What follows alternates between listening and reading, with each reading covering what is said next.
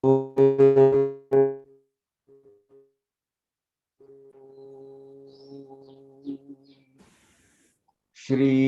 साईनाथाय नमः।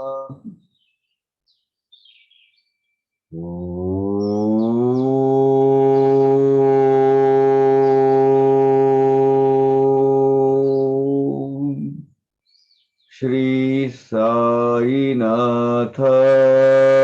नमः।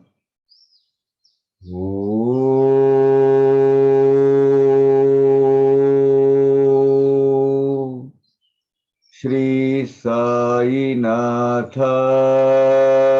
नमः।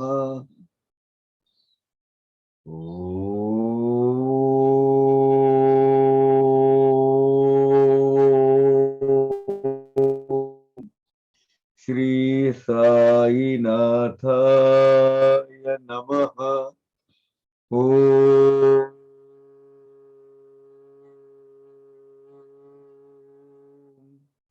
Shri साईनाथाय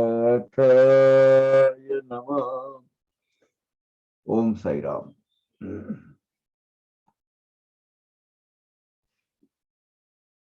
Shall we start?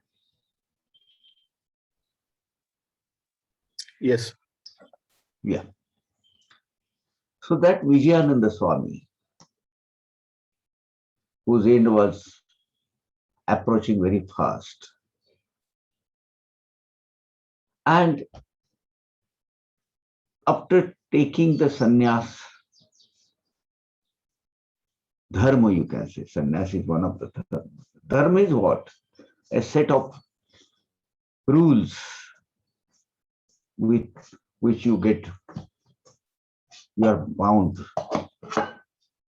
to act upon scrupulously.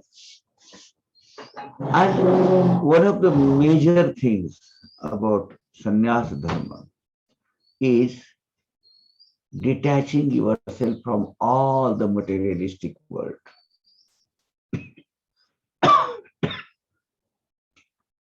This sannyasi, while going to the Mansarovar, he came to the Shirdi, did his journey for 2-3 days, and he was rather confused whether he should continue ahead, because it is, according to the Somdev Swami's version, it is very difficult to go there. At the same time, he got later from his native that his mother is very, very ill and sick and about counting the last days. So he again fall into Mohamaya, into trap, and he went to Sai Baba Maharaj, Shirdi में जाके, sir बाबा ये आया है, खत आया है, मेरी माँ बहुत तड़प रही होगी उधर, मेरी बहुत दिल की इच्छा है उसको मिलने की, प्लीज मुझे इजाजत दीजिए घर को जाने के लिए. Because you know why he was insisting this? Because once Baba's blessing is there, all adversities will get nullified, will get vanished. So Baba was knowing that forget about mother, your end is approaching very fast. You are going to die within 2-3 days. So Baba asked him to wait for a few days, and then we shall see about your further journey. Now what you do? From here we will start. And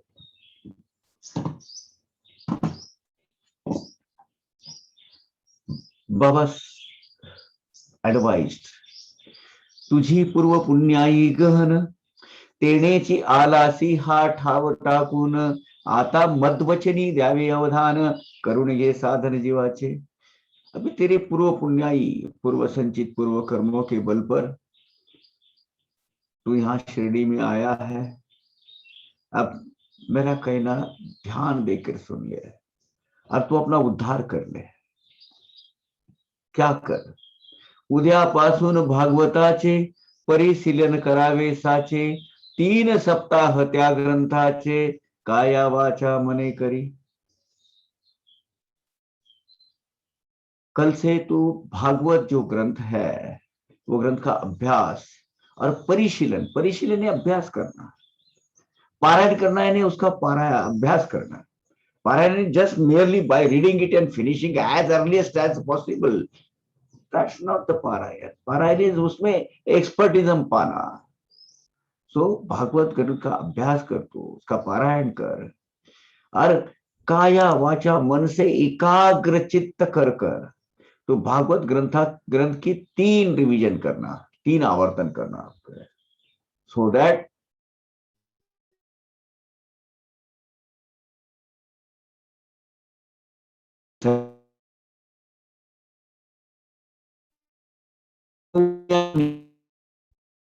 ग्रंथाश्रवण व मनोभावे वाचन ध्यान तत्पर। देखिए इसमें steps है, कोई भी होली स्क्रिप्चर का अभ्यास करने का एक प्रोसेस है। ये प्रोसेस ये वो भी में बताया है।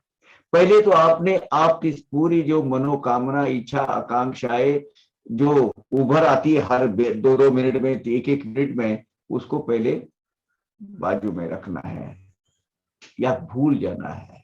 निर्वासन, कोई भी इच्छा, आकांक्षा, वासना न रखते हुए, अपेक्षा न रखते हुए। हम क्या करते हैं, बाबा मैं तुम्हारा 7 दिन का पारायण करूंगा, मेरा ये काम होने दो। अपेक्षा आ गई, खत्म, वो पारायण नहीं हुआ, वो तो महज एक एक्सरसाइज हुई। I can say mock drill, drill भी नहीं, मॉक ड्रिल, बिकॉज किसी अपेक्षा से किया हुआ है। वो 16 सोमवार का व्रत करेंगे, 9 गुरुवार का व्रत करेंगे, बाबा के 11 उपवास रखेंगे, कुछ नहीं मतलब इसका, सब ढकोसला है।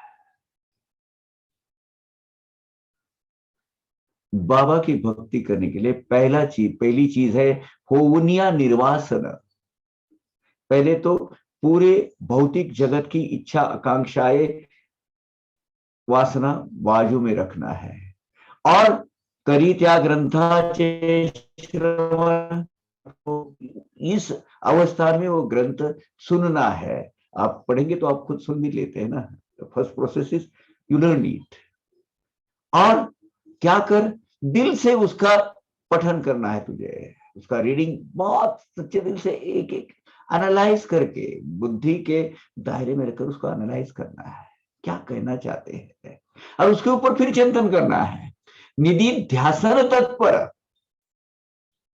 निधि ध्यासन ने क्या कहा है, जो मैंने अभी पढ़ा, जो मैंने समझ लिया, जो समझा, उसका मतितार्थ क्या है। So start reading between 2 lines. जो लाइनें लिखी है उसके पीछे का मतितार्थ, भावार्थ क्या है, क्या कहना चाहते, क्या कन्वे करना चाहते हैं बाबा हमें। निधि ध्यासन, आत्मचिंतन, आत्मचिंतन, उसके ऊपर मनन, उसके ऊपर परिशीलन, ये है सही process. End moment you get it, वो भी है, उसका जो इसेंस है, उसका मर्म है, उसका वर्म है, वो एक बार हाथ में आ गया, then you will not forget it till the end of life. Okay, this is the process. प्रसन्न होईल भगवंत, सर्व दुःखांचा करील अंत, होईल माया मोह शांत, सौख्य अत्यंत अत्यंत लाभेल। एंड उसकी फलश्रुति क्या होगी, वो फ्रुक्टिफाइड होगा तो तुझे क्या मिलेगा, ये मिलेगा कि ये ग्रंथ के पठन से भगवान तुझ पर प्रसन्न हो जाएंगे, तेरे सब दुखों का नाश कर देंगे, अंत कर देंगे। तेरी मोह माया के जो बंध है, जो श्रृंखलाएं जकड़ के रख रही है तुझे, वो टूट जाएगी, मुक्त हो जाएगा तू मोह माया से, और तुझे परम सौख्य शांति भगवान तुझे प्रदान करेंगे। परम सौख्य यानी मोक्ष सुख, मुक्ति मिल जाएगी तुझे, परमानेंट शांति मिलेगी। तो तू क्या करना चाहिए? होवुनी या शुचिरभूत, ठेवुनी हरि चरणी चित्त, संपादी हे सांग व्रत, मोह निर्मुक्त होशील। यानी सवेरे अपना प्रातः विधि, मुख मार्जन, स्नान वगैरह सब कर शुचिरभूत होके शुद्ध भाव से हरि चरण में एकाग्र चित्त एकदम लक्ष्य केंद्रित कर भागवत ग्रंथ का तो आज पठन करना चालू कर, वो पढ़ना चालू कर। मोह माया की इस जगत से पूरा मुक्त हो जाएगा तू। क्या बात है। यानी लेकिन कब? ये प्रोसेस आने के बाद। आला निकट स्वदेहा अपाय, पाहुनी बाबांनी हाच उपाय, योजिला वाचविला राम विजय, तेनी मृत्युंजय संतुष्टे। बाबा ने अपने बारे में भी यही प्रोसेस अपनाई है। स्वदेह, अभी स्वदेह का त्याग करके अभी मुझे अगले प्रवास के लिए निकलना है। ये बाबा ने पहले योजना, उसको मालूम तो था ही कब जाना है, पहले से तय करके रखा था। 2 साल 3 साल पहले से वो प्लानिंग चल रहा था कि ये फला फला दिन पे हमें जाना है। तो बाबा ने भी वही किया था। राम विजय ग्रंथ जो मृत्युंजय को संतुष्ट करता है, ये ग्रंथ पढ़ने के लिए उन्होंने खुद अपनी योजना खुद बनाई थी। वजह नाम का जो भक्त था, राम विजय ग्रंथ का पठन करने के लिए वजह नाम के भक्त की उन्होंने मतलब योजना बनाई थी। उसको वो काम नियुक्त कर दिया था उसको, किसकी वजह से? मृत्यु देवता मृत्युंजय प्रसन्न होने पाने के लिए। इस हिसाब से दूसरे दिवशी प्रातःकाळी सारोनी मुख मार्जन अंगोळी, वाहुनी बाबा स पुष्पांजलि, चरण धुली वंदिली। सो दूसरे दिन सवेरे सवेरे सब अपने प्रातः विधि खत्म करके बाबा को पुष्पांजलि अर्पण कर वो सन्यासी बाबा को चरण स्पर्श वंदन किए। अब देखिए बाबा की होता, बाबा का स्टेटस, सन्यास धर्म में किसी को नमस्कार करने की इजाजत नहीं है सिवाय अपने गुरु के, सिवाय भगवान के।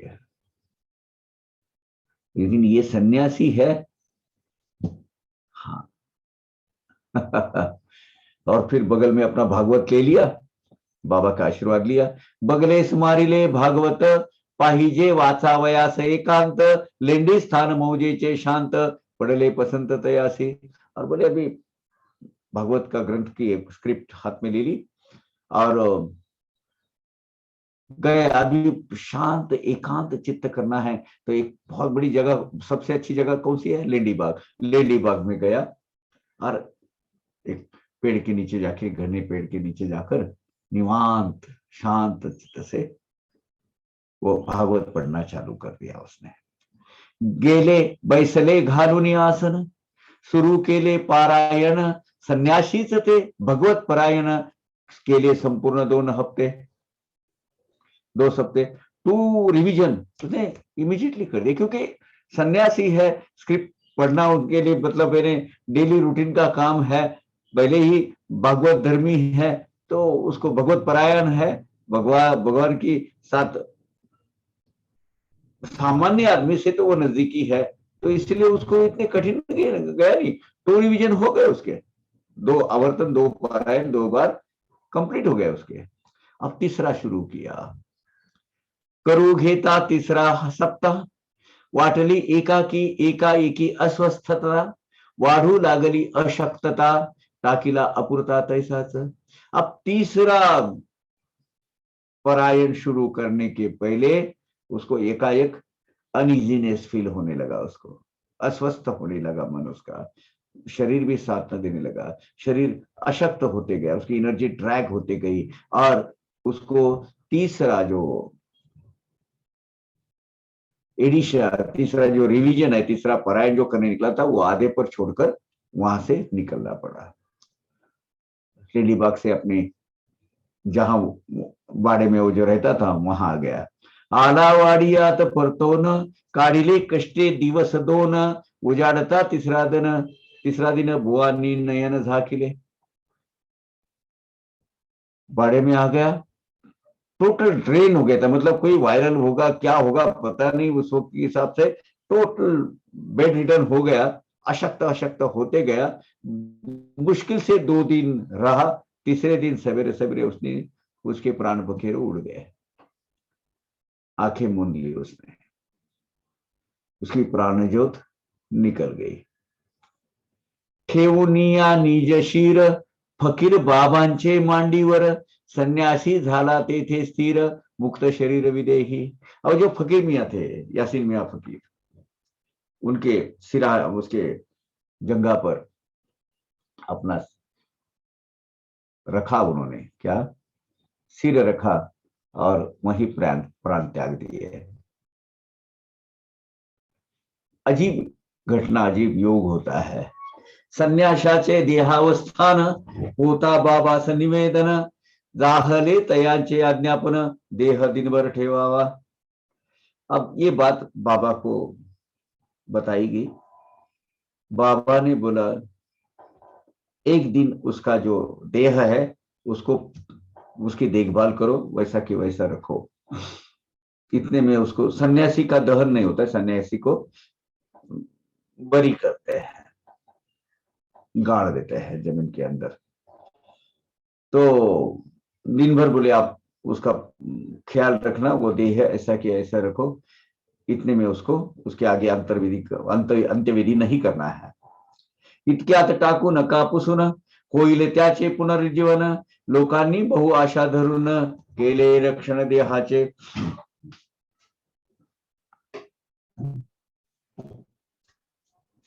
बाबा के अनुसार फिर उन्होंने क्या किया,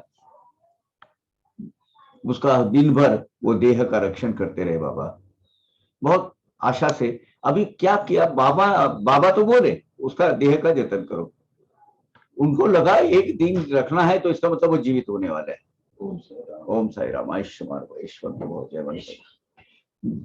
इतने में उसको उसके अंत्यविधि मत करो, ये बाबा ने कहा, क्योंकि उसका पुनर्जन्म हो जाएगा, उसको पुनर्जन्म प्राप्त होगा, यानी वो फिर से जिंदा होगा, ऐसा लोगों ने समझ लिया। बहुत लोगों को ऐसा लगा अभी वो जिंदा होने वाला है, लेकिन देह का रक्षण करने का बाबा का उद्देश्य बहुत कुछ अलग था। वो क्या था, गेला एकदा प्राण निघून तो काय ये मागे परतो न, परी बाबांचा शब्द प्रमाण देहाचे जतन ते केले।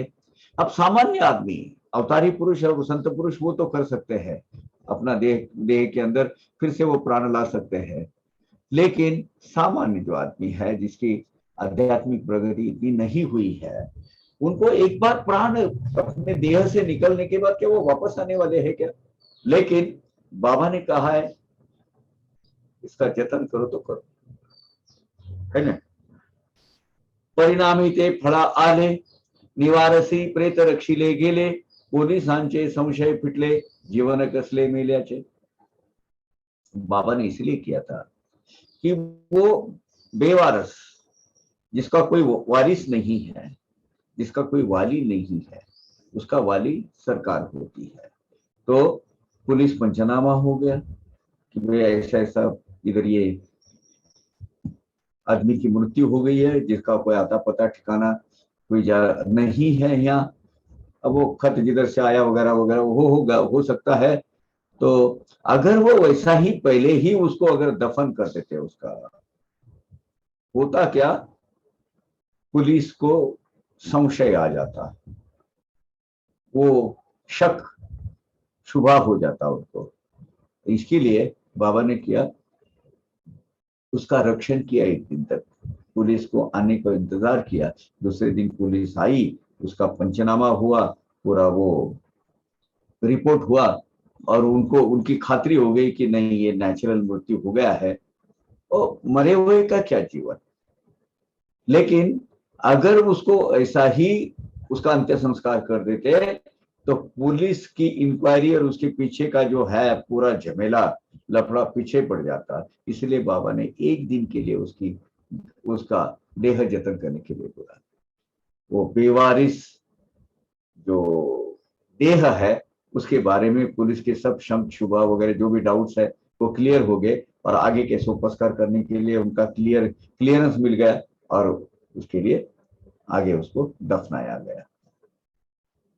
एक बार प्राण निकल गए देह से तो क्या वापस थोड़ी आने वाले।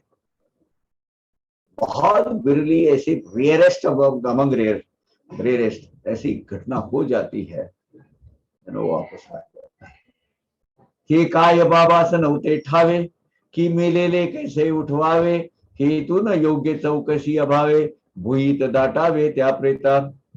अब एक बार मरा हुआ आदमी जीवित नहीं हो सकता है कि बाबा को मालूम नहीं था। वो मालूम था लेकिन वो बेवारस जिसका कोई वारिस नहीं है ऐसा प्रेत योग्य और उचित प्रोसेस के शिवाय अगर उसका दफन हो जाता और उसका वैसे ही पहले उसको रफा दफा कर देते तो वो पुलिस का झंझट और शासकीय प्रोसेस का झंझट पीछे लगने का चांस रहता था। निवारसीचा राजा धनी चौकशी करी आकस्मिक मरणी वाघीन आधीच प्रेताची दाटणी मनोनी बतावनी बाबांची। अब बेवारस है उसका कोई वारिस नहीं है। उसका हक नहीं बोल सकते। उसका जिम्मेवारी उसकी रिस्पॉन्सिबिलिटी उसको आगे की ये शासन की होती है सरकार की होती है गवर्नमेंट की होती है। तो इसीलिए एखादे आदमी का कहीं चलते अगर मृत्यु हो गया कहीं तो उसका आकस्मिक संशय किसी को न आवे इसीलिए उसका पोस्टमार्टम किया जाता है उसका विसेरा रिजर्व किया जाता है और शासक खुद होके वो सब उसकी इंक्वायरी करते हैं। उनके दायरे में उसके जो इंक्वायरी के दायरे में वो पूरा पैरामीटर्स पूरे फिट हो गए तो बोलते ठीक है नेचुरल डेथ है जाने दो। नहीं तो मुकदमा इन केस वगैरह सब चल सकता है। तो इसीलिए ये सब प्रोसेस होने के पहले ही वो उसका दफन नहीं होना चाहिए। इसलिए बाबा ने ये बोल दिया एक दिन उसको वैसा ही रखो हो सकता है उसका जीवन फिर से वापस आ जाए। जीवन तो वापस आया नहीं लेकिन बाकी के सोपस्कार पूरे हो गए। असो पुढे हे सर्व झाले यथाविधी प्रेतते संस्कारिले योग्य स्थळी मगते पुरले कार्य उरकले संतांचे। फिर उसका ये क्लियरिंग पुलिस क्लियरेंस आ गया एनओसी आ गई फिर उनको उसका दफन विधि करवाया गया वो सन्यासी का। ये कहानी यहां खत्म हुई। एक बार संन्यास धर्म स्वीकारने के बाद पीछे मुड़कर जो देखता है उसको संन्यास नहीं कहा जा सकता। संन्यास होना इतना आसान काम नहीं है। जैसे उठ गया अपने भगवे वस्त्र परिधान किया हाथ में अपना कमंडलू ले लिया और सरकार लेके अलख निरंजन करते निकल गया। इतना आसान काम नहीं है सन्यासी होने का। बहुत सारे मर्यादों का बहुत सारे बंधनों का पालन करना पड़ता है। Not easy. ये सन्यासी आधा भी नहीं था उसका एबीसीडी भी मालूम नहीं था उसको सन्यास धर्म का। क्यों कि वो निकला तो अपने जोश के साथ लेकिन मोह माया के चक्कर में अटक गया था। बाबा ने इसको क्योंकि वो पुण्यात्मा था पूर्व संचय पूर्व सुकृत अच्छे थे उसके इसलिए उसको इस तरह उसको सदगति दी वैकुंठ प्राप्ति करवा दी। ऐसी चाणिक एक वार्ता श्रोतया लागी कथितो आता परिसा दिवस क्षणभर सादर करीत चित्ता दिसेल व्यापकता साईची। ऐसी और एक कथा बहुत ही मेरी बहुत पसंदीदा कथा है ये। बाबा का अस्तित्व बाबा की विश्व व्यापकता इस कथा के माध्यम से उजागर होती है। ये कथा आप सुन लीजिएगा। इसी आशय की एक कथा अभी आप सुनने के लिए तत्पर हो जाइए, ध्यान देकर सुनिए। आपको बाबा की विश्व व्यापकता, सर्वव्यापकता का अनुभूति इस लीला के माध्यम से आ जाएगी। और बाबा ने खुद कहा है, बहुत रुचिपूर्ण ऐसी कथा है। भक्त एक बाळाराम, मानकर जयाचे उपनाम, होते बाबांचे भक्त परम, गृहस्थाश्रम करून। बाबा के बाळाराम मानकर नाम के एक गृहस्थाश्रमी हार्डकोर डिवोटी, वो उच्च श्रेणी के भक्त थे, बंबई में रहते थे।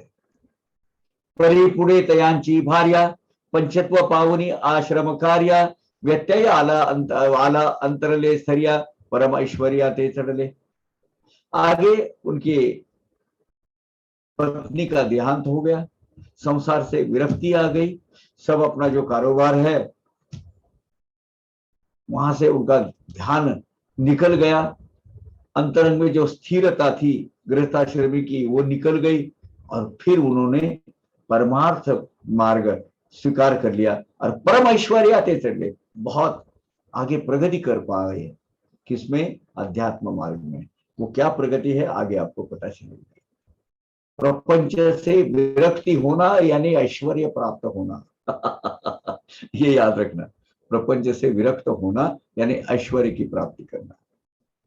पूर्व अर्जित फल प्राप्ति, लादली साई चरण संगति, जड़ली तेथे निश्चल भक्ति, पूर्ण विरक्ति संसारी। संसार मार्ग से विरक्ताश्रम से पूर्णता विरक्त होकर पूर्व पुण्य संचय, पूर्व सुकृत कुछ अच्छा होगा, ये साई सत्संग करने को मिल रहा है, ये भी कोई पूर्व पुण्य पूर्व फल है, पूर्व सुकृत है, उसके बल पर हमें आज बाबा का ये ज्ञान यज्ञ करने की इजाजत मिल रही है, मौका अवसर प्राप्त हो रहा है। तो ऐसे पूर्व पुण्य की संचित की वजह से साई महाराज के चरण बाला मानकर को प्राप्त हुए, साई सहवास, साई समागम उनको मिला, शिरडी में आकर रहे और बाला मानकर शिरडी में ही चल बसे। साई चरणों में उनकी श्रद्धा इतनी दृढ़ थी कि बस वो संसार त्याग कर दिया था उन्होंने। ऐसे वैसे भी पत्नी गई थी, बच्चा था गोविंद मानकर और उनका जो पत्नी हो गया, उनके हाथ में सब अपनी संसार की जो धुरा उन्होंने सौंप दी और विरक्त होकर वो बैठे। आशा पाश मुले बाळे, तोडून आहे बंद सगळे, पहा मानकर दैवागळे, संसारा वेगळे जाहले। संसार के बंधन से संपूर्णता मुक्त होकर, बाल बच्चों के मोह माया की पाश तोड़कर, परम भाग्यशाली बालाराम मानकर संसार से संपूर्ण पूर्णतः पूर्ण रीत्या क्या हुए? विरक्त हो गए। परमार्थ ऐसे देखिए, इसमें एक है, ये भी आसान काम नहीं है। एक बार गृहस्थाश्रम की दहलीज आप उलांघ कर बाहर आते हैं, बाद में वो घर अपना नहीं रहता है। हाँ, अगर आपको पूर्णता विरक्ति आती है तो आपके खाने पीने के लिए भी महज वहां जाके आप भिक्षा ही मांगते हैं, जैसे और कुछ घर में मांगते हैं। याद रखना, इट्स नॉट इजी। हाँ, मैं अभी पूरा विरक्त हो गया हूं, अच्छा सा एक कप फर्स्ट क्लास दूध डाल के चाय लेके आओ। अरे तेरी इच्छा ही खत्म नहीं हुई है तेरी इच्छा आकांक्षाएं खत्म नहीं हुई, अभी तेरी जीवा के लाड़ प्यार अभी वैसे ही पूरी कर दो, उसकी आपूर्ति कर रहा है तो, और बोले मैं विरक्त हो गया हूं। बहुत बड़े बड़े गप्पे हाँकते हैं लोग। It's not easy. आशा पाश मुले बाळे, तोडून आहे बंद सगळे, पहा मानकर दैवागळे, संसारा वेगळे झाले। संसार से पूरे विरक्त हो गया, आशा पाश मोह माया के बंधन सब तोड़कर। और बड़े भाग्यशाली लोग होते हैं ये।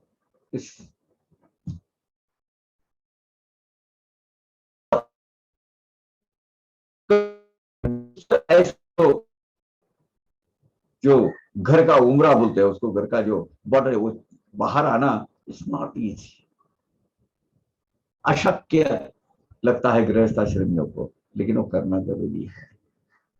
भले ये जन्म में, अगले जन्म कहीं ना कहीं ये आपको ये उल्लांघन कर निकलना ही है बाहर।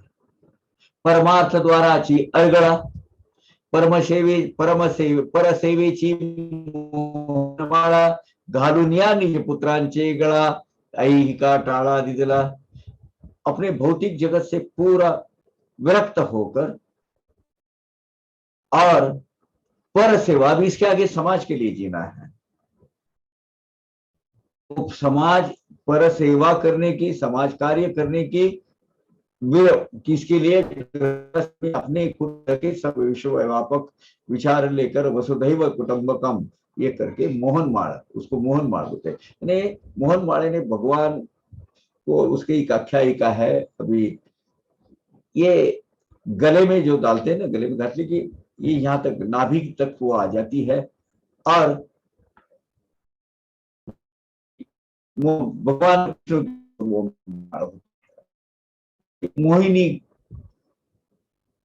से उसका कोई संबंध होना चाहिए।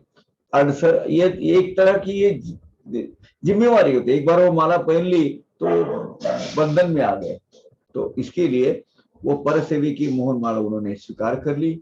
और अरगड़ा, अरगड़ बोलते हैं उसको। पुराने जमाने में बहुत सारे किले नुमा, गढ़ी नुमा, जो बहुत बड़े बड़े बाड़े रहते थे, उसका बहुत बड़ा एक दरवाजा रहता था, वो दोनों हाथ से ढकेल कर एक एक एक बंद करना पड़ता था, फिर अंदर से उसको वो जंजीर लगा के। उसके बाद दोनों जो बड़े दीवार रहते थे ना, वो दीवार के अंदर ये रहती थी, अरगड़ रहती थी। एक बड़ा लकड़े का ऐसा एक स्टिक, लंबा लगभग 10 फुट, वो एक बाजू में ऐसा अंदर डाला रहता था, उसको वो खंडर से ऐसा से हर कितना भी अटैक हो वो खुलता नहीं था, उसको बोलते अरगड़। यानी बड़े बड़े, इसमें आप अगर बड़े किलो में जाओगे, तो मेन दरवाजे के पीछे इधर का एक बहुत बड़ा सुराग दिखेगा, इधर का एक दिखेगा, यहाँ से वो कड़ी रहती थी, उसको ऐसा खींचो और बंद करो, दरवाजा लगा लो, बंद करो। अगर बाहर से हाथी के बल पर भी ठोकने चालू करोगे तो वो नहीं टूटता था, क्योंकि उसका जो डायमीटर है ना, वो लकड़ा डायमीटर ही अबाउट 10 इंच 12 इंच का रहता था, खींच के वो लगाने के 8 इंच तो कम से कम। तो वो क्या किया उन्होंने, एक बड़ा ये परमार्थ मार्ग किया। परमार्थ मार्ग के चलने के लिए परमार्थ द्वार की जो वो जो खोल दी, वो बाहर आ गए, और एक बार गृहस्थ आश्रम से बाहर आ गए तो वो नहीं गए। परमार्थ मार्ग की जो अड़चन, अड़सर, जो हिंड्रेंस है, ऐसी संसार रूपी मोहिनी डालने वाली जो निजी कर्तव्य, निजी भी रिस्पॉन्सिबिलिटी वो है, वो अपने बच्चों के उन्होंने सुपुर्द कर दिए, और सब लोग सुख को तिलांजलि देकर निकल गए। अभी इसमें क्या होता है, एक ये जो विरक्त है या सन्यासी है, उनको पर्सनल कंफर्ट नाम की चीज कुछ रहती नहीं है।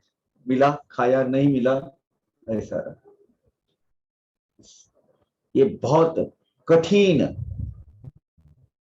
जीवन पद्धती है। हा ही एक जातीचा संन्यास, त्या संन्यासाचा परी बहु अस, परी तो नवे ज्ञान गर्भन्यास, उपजवी त्रास पदोपदी। ये एक तरह का एक संन्यास ही है। घर से बाहर तो गिरे, समाज के लिए आप समाज के होके बैठ गए, आप अपना खुद का रास्ता तय कर अपना वानप्रस्थाश्रम आपने नहीं लिया, लेकिन समाज के लिए काम करना चालू कर दिया। यानी जो इसेंस है, इसेंस ये है कि संन्यास व्रत की वृत्ति स्वीकारने के जैसा ही ये एक तरीके का सन्यास ही है, या अनेक पद्धति है सन्यास की, उसमें एक पद्धति है मानकर को आई हुई विरक्ति, एक तरीके का सन्यास ही है। पर लेकिन जो सन्यास ज्ञान का जो नेक्टर है, इसेंस है, शाश्वत ज्ञान, ब्रह्म ज्ञान, वो क्या करता है, वो जो अज्ञान है, अज्ञान उसको प्राप्त नहीं होने देता। इसीलिए सन्यास जो है वो पग पर पद पद पर, स्टेप स्टेप बाय स्टेप, वो बड़ा त्रासदायक पीड़ादायक साबित हो सकता है।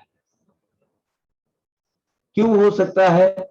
क्योंकि विरक्ति तो आई है समाज मार्ग में, जो उनको जो आपदा पीड़ाएं है वो तो उनको क्या करना है, वो तो झेलनी है। उसके साथ में संन्यास मार्ग स्वीकारने के लिए आगे जो आध्यात्मिक प्रगति होती है, भौतिक अपनी जो शरीर की जो जरूरत है वो पूरे करते करते 80% एनर्जी उसी में निकल जाती है। इसीलिए ये संन्यास लेना ये बहुत पीड़ादायक साबित होता है।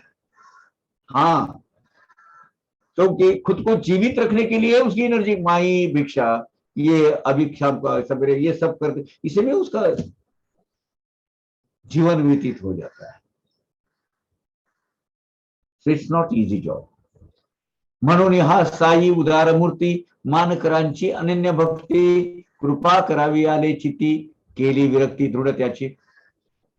अब परम दयालु परम कृपालु साई भगवान, उनको दया आ गई इनकी मानकर की, उसकी अनन्य भक्ति देखकर, उसकी विरक्ति देखकर, उसका अपना खुद का एक स्टेटस देखकर, परमार्थ मार्ग का उसका उसने कुछ ऊंचाई हासिल की थी, वो देखकर उनको दया आ गई, बाबा प्रसन्न हो गए और उनको उसके ऊपर कृपा करने की उनके दिल में आ गई।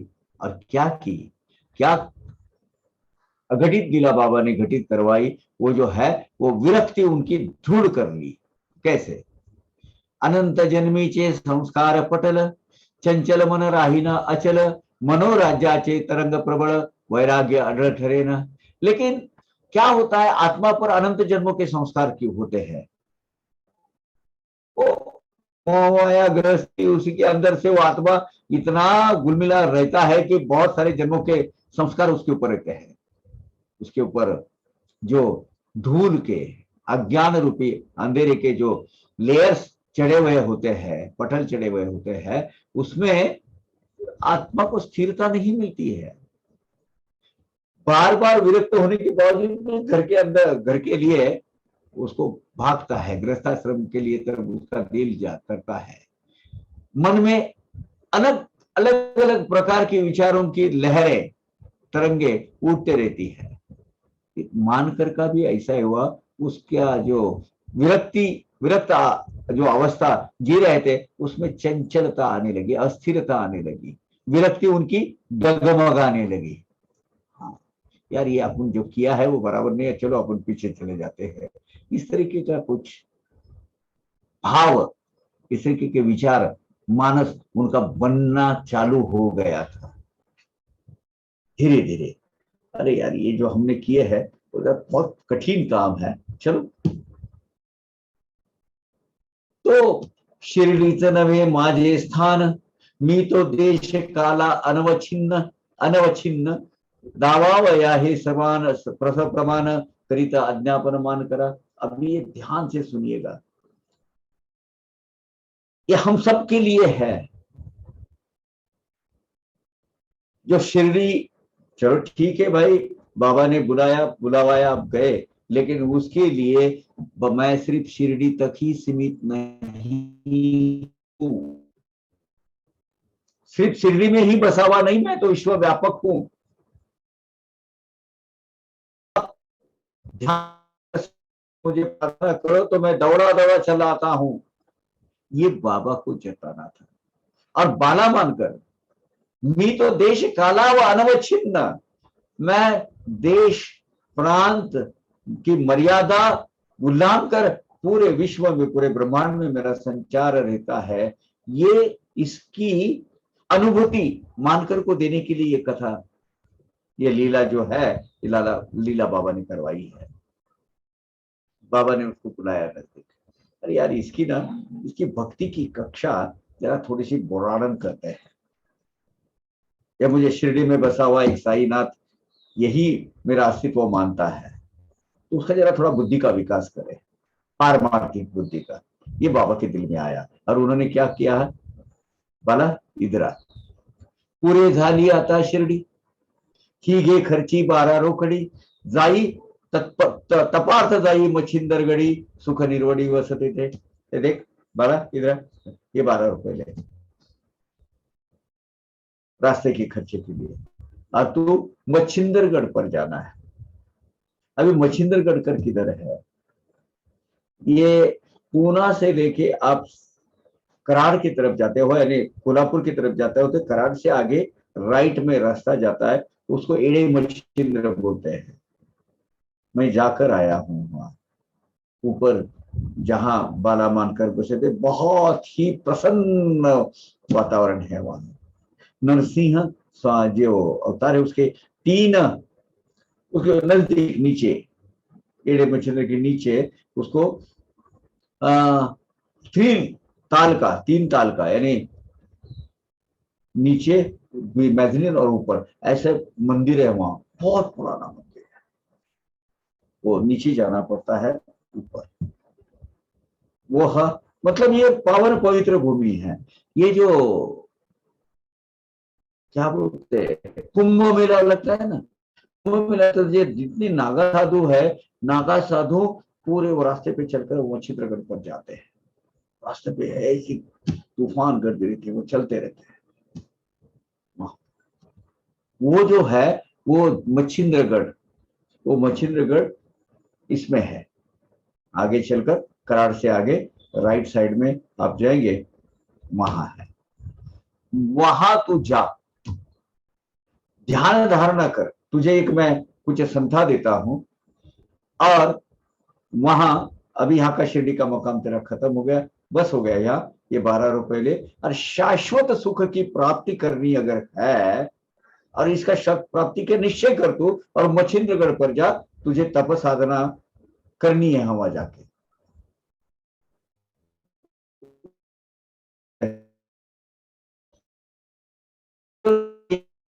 सातारा जिले में है। कराड़ से 16 किलोमीटर ताजगांव की तरफ जो रास्ता जाता है, यानी वहां ताजगांव की तरफ एक शिनोली फाटा आता है। ये शिनोली के पास में एक एड़े मच्छिंद्र गांव है। वहां एक ऊंचा पर्वत है, वो पर्वत के ऊपर एक गांव है। नाथपंथी के जो आद्य नाथ समझे जाते हैं, आदिनाथ तो वहां से परंपरा शुरू हुई, लेकिन जो नवनाथ है, नवनाथ में से सीनियर जो मच्छिंद्रनाथ है, वो मच्छिंद्रनाथ यहाँ उन्होंने, उनकी मच्छिंद्रनाथ की तपोभूमि है ये।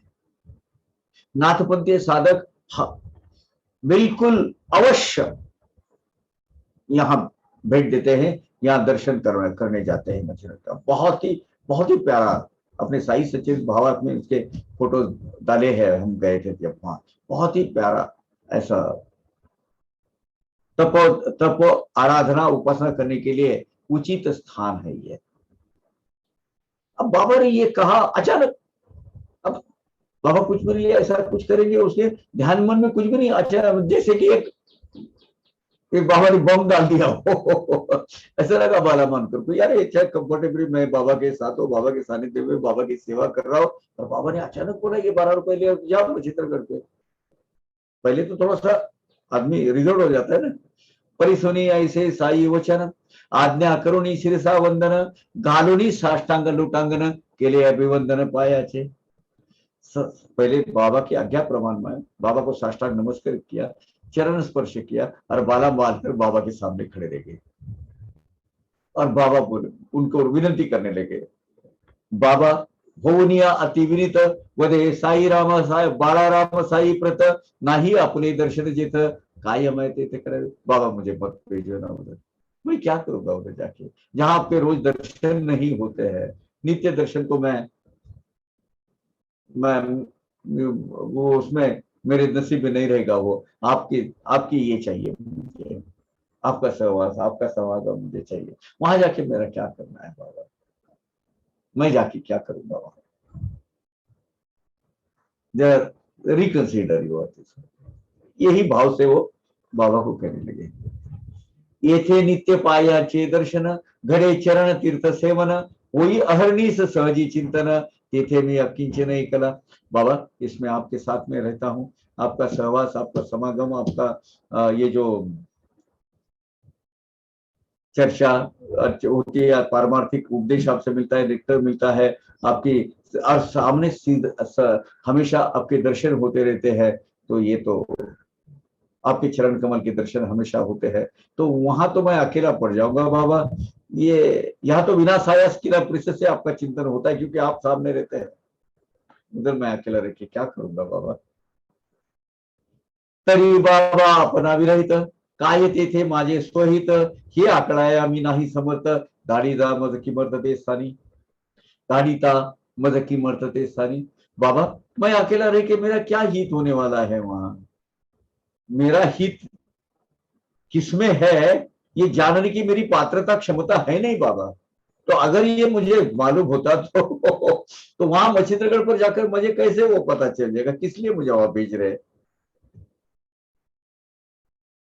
क्या हुआ, उसको अंदाजा नहीं है कि उसका हित किसमें है।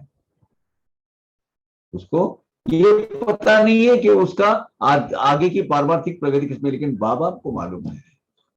परी भक्ते न धरावा अल्प, निज गुरु वचनी ऐसा विकल्प, तात्काळ मनात उठला संकल्प, निर्विकल्प मान कर। अरे उतने में उसके दिमाग में आ गया, मैं बाबा को ये बोल रहा हूं, लेकिन मेरे दिल में मेरी निज गुरु आज्ञा जो हुई है उसके बारे में मैं शंका ले रहा हूं। मैं क्या कर रहा हूं, विकल्प बाबा के ये डिसीजन के बारे में मेरे दिमाग में आ रहे हैं। मैं इप्स एंड बर्ड्स ढूंढ रहा हूं उसके अंदर। इमीडिएटली अलर्ट हो गए वो, नहीं नहीं बोले बाबा, आप बोले हैं तो अच्छा है। ये पहले बोल दिया, लेकिन बाद में बोले नहीं नहीं आपकी आज्ञा प्रमाण मैं निश्चित कर दिया हूं, आप जैसा बोलेंगे वैसा कीजिए। क्योंकि उनको पछतावा हो गया, अरे मैं क्या कर रहा हूं। बाबा मेरे गुरु है, और निजी गुरु की मैं उनके डिसीजन के बारे में, उनके आज्ञा के बारे में तरह तरह के अनाप शनाप विचार करते जा रहा हूं, और मेरे अलग तरह के विचारों की लहरें मेरे दिमाग में आ रही है। ये नहीं, ये बराबर नहीं है। तो इसलिए उन्होंने वो सब विचारों को त्याग दिया, और फिर बाबा के सामने आकर खड़े रहे। वही वही थे।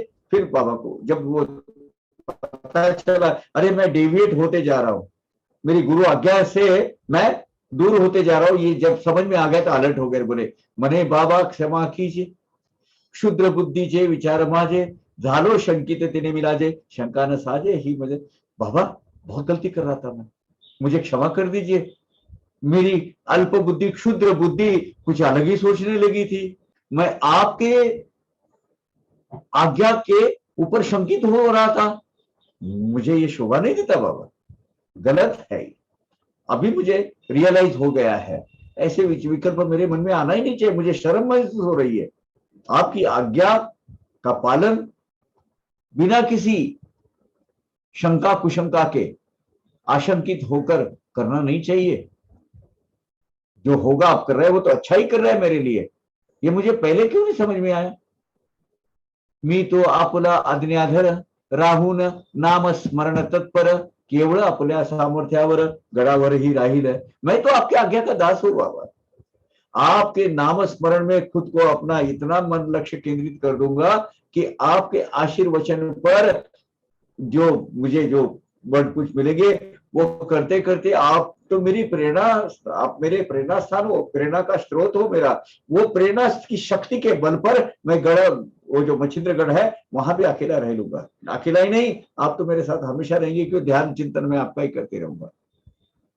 तेथेच करीना आपुले ध्यान, आपुल्या कृपा मूर्तीची आठवण, आपुल्याच पायाचे चिंतन, हेची निरंतर तप माझे। उधर भी मैं आपका हमेशा निरंतर ध्यान करता रहूंगा, आपकी कृपा मूर्ति सामने आते लाके रहूंगा, आपके चरण कमल का चिंतन करते रहूंगा, और यही निरंतर तप होगा मेरा। वहां जाके मैं आपके बारे में ही रात दिन सोचते रहूंगा।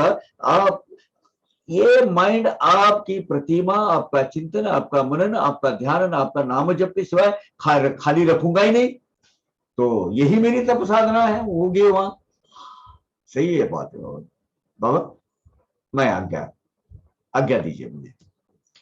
अनन्य शरण में तुम प्रति, माझी गमना गमन स्थिति दिदली असता तुम हाथी हका चित्ती विचार। बाबा मुझे बहुत शर्म हो रही है, आ रही है, मुझे लज्जित हो रहा हूं मैं, ऐसे विचार क्यों मेरे दिमाग में आए, मैं कहने का ऐसा क्यों पूछा आपको, मैं आपको अनन्य भाव से शरण हूं, मैं मेरे लिए क्या अच्छा है मेरे लिए क्या नहीं है ये आप भली बातें जानते हैं, मैं कौन होता हूं मेरे बारे में सोचने वाला, जब मैं आपको पूरा शरण गया हूं, शरणागत हूं आपका, तो मेरी गमनागमन स्थिति यानी जाने आने की स्थिति तो आप मेरे से अच्छी तरह जानते हैं। जब मैंने ये आपकी मेरे जीवन की नैया, जीवन की डोर, जीवन के सूत्र से आपके हाथ में दिए है, तो ये विचार मेरे दिमाग में क्यों आने चाहिए, फिर लानत है मुझ पर। ये जो रियलाइजेशन है, हम क्या करते हैं सुनिए, हम गलती तो कर बैठते हैं, अब गलती के सपोर्ट में उसको एक कवरिंग स्टोरी बनाते हैं और क्या करते हैं, आज्ञा, क्या करेंगे, आज्ञा का आवर्धन करने के लिए उसके लिए जस्टिफाई करते रहेंगे। ये जस्टिफाई अपने को शोभा नहीं देता, ये इसमें इफ्स एंड बट्स ढूंढना चालू करते हैं, और मैं गलत किया हूं ये अपने को अपना अंतरात्मा जानती है, लेकिन वो कबूल नहीं करना है, तो क्या करना है, उसको कवर अप स्टोरी बनाना है। बाबा के सामने बाला मानकर बोले नहीं, कोई कवर अप स्टोरी नहीं, मेरी गलती है, मैं ऐसा मैंने सोचना ही चाहिए था, मैं आपको शरण हूं प्रभु, मैं मुझे ये मेरी जो विचार मन में आए इसके लिए मैं क्षमा प्रार्थी हूं आपका, मुझे आज्ञा दीजिए। आप चुप हो गए। तवादनीची निज सत्ता तेथेची मनासी येईल शांतता, ऐसी तुमची आस्था समर्थता व्यर्थ का चिंता वाहू मी। अरे आपकी आज्ञा का पालन करने से आपकी आज्ञा के अंदर जो सामर्थ्य है, जो शक्ति है, मच्छिंद्रगढ़ पर मैं वहां रहूंगा, मुझे मन को स्थैर्यता मिलेगी, शांति मिलेगी, इतना अलौकिक सामर्थ्य आपके आशीर्वाद में होने है, इतना बल मेरे पीछे खड़ा है, तो मैं क्यों चिंता करूं, मुझे कोई चिंता करने की जरूरत नहीं है। देखिए क्या हो रहा था, उनकी पहली मानसिक स्थिति क्या थी, यार मैंने ये जो रास्ता अपनाया है गलत लग रहा है, अपने अपना गृहस्थाश्रम में जाना चाहिए, मैं जो ये विरक्त हो गया हूँ, बाहर आया हूँ संसार की ये जो जो बंधनों से पार कर कर बाहर आया हूँ, लेकिन लगता है कि वही ठीक है।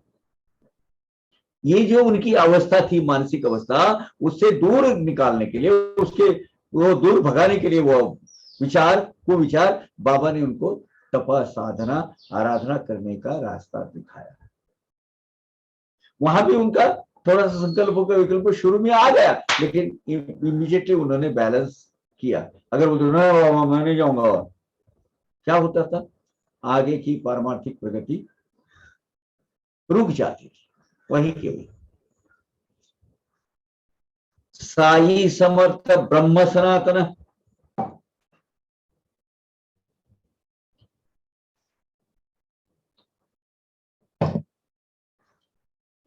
साई समर्थ ब्रह्म सनातन, ब्रह्म लिखित तयांचे वचन, पाहिलं जो विश्वास ठेवण येईल पूर्ण अनुभव। तो बाबा ने जो कहा है वो कहा है, उनका उनके मुंह से, उनके अमृतवाणी से निकले हुए शब्द ये ब्रह्म वचन है।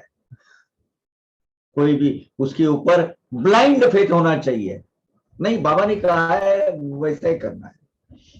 जो ऐसी मानसिकता रखकर, ऐसे विचार मन में दृढ़ कर बाबा की आज्ञा का पालन करेगा, उसको निश्चित तरीके से अनुभूति, अच्छी अनुभूति आती है। विश्वास रखना चाहिए।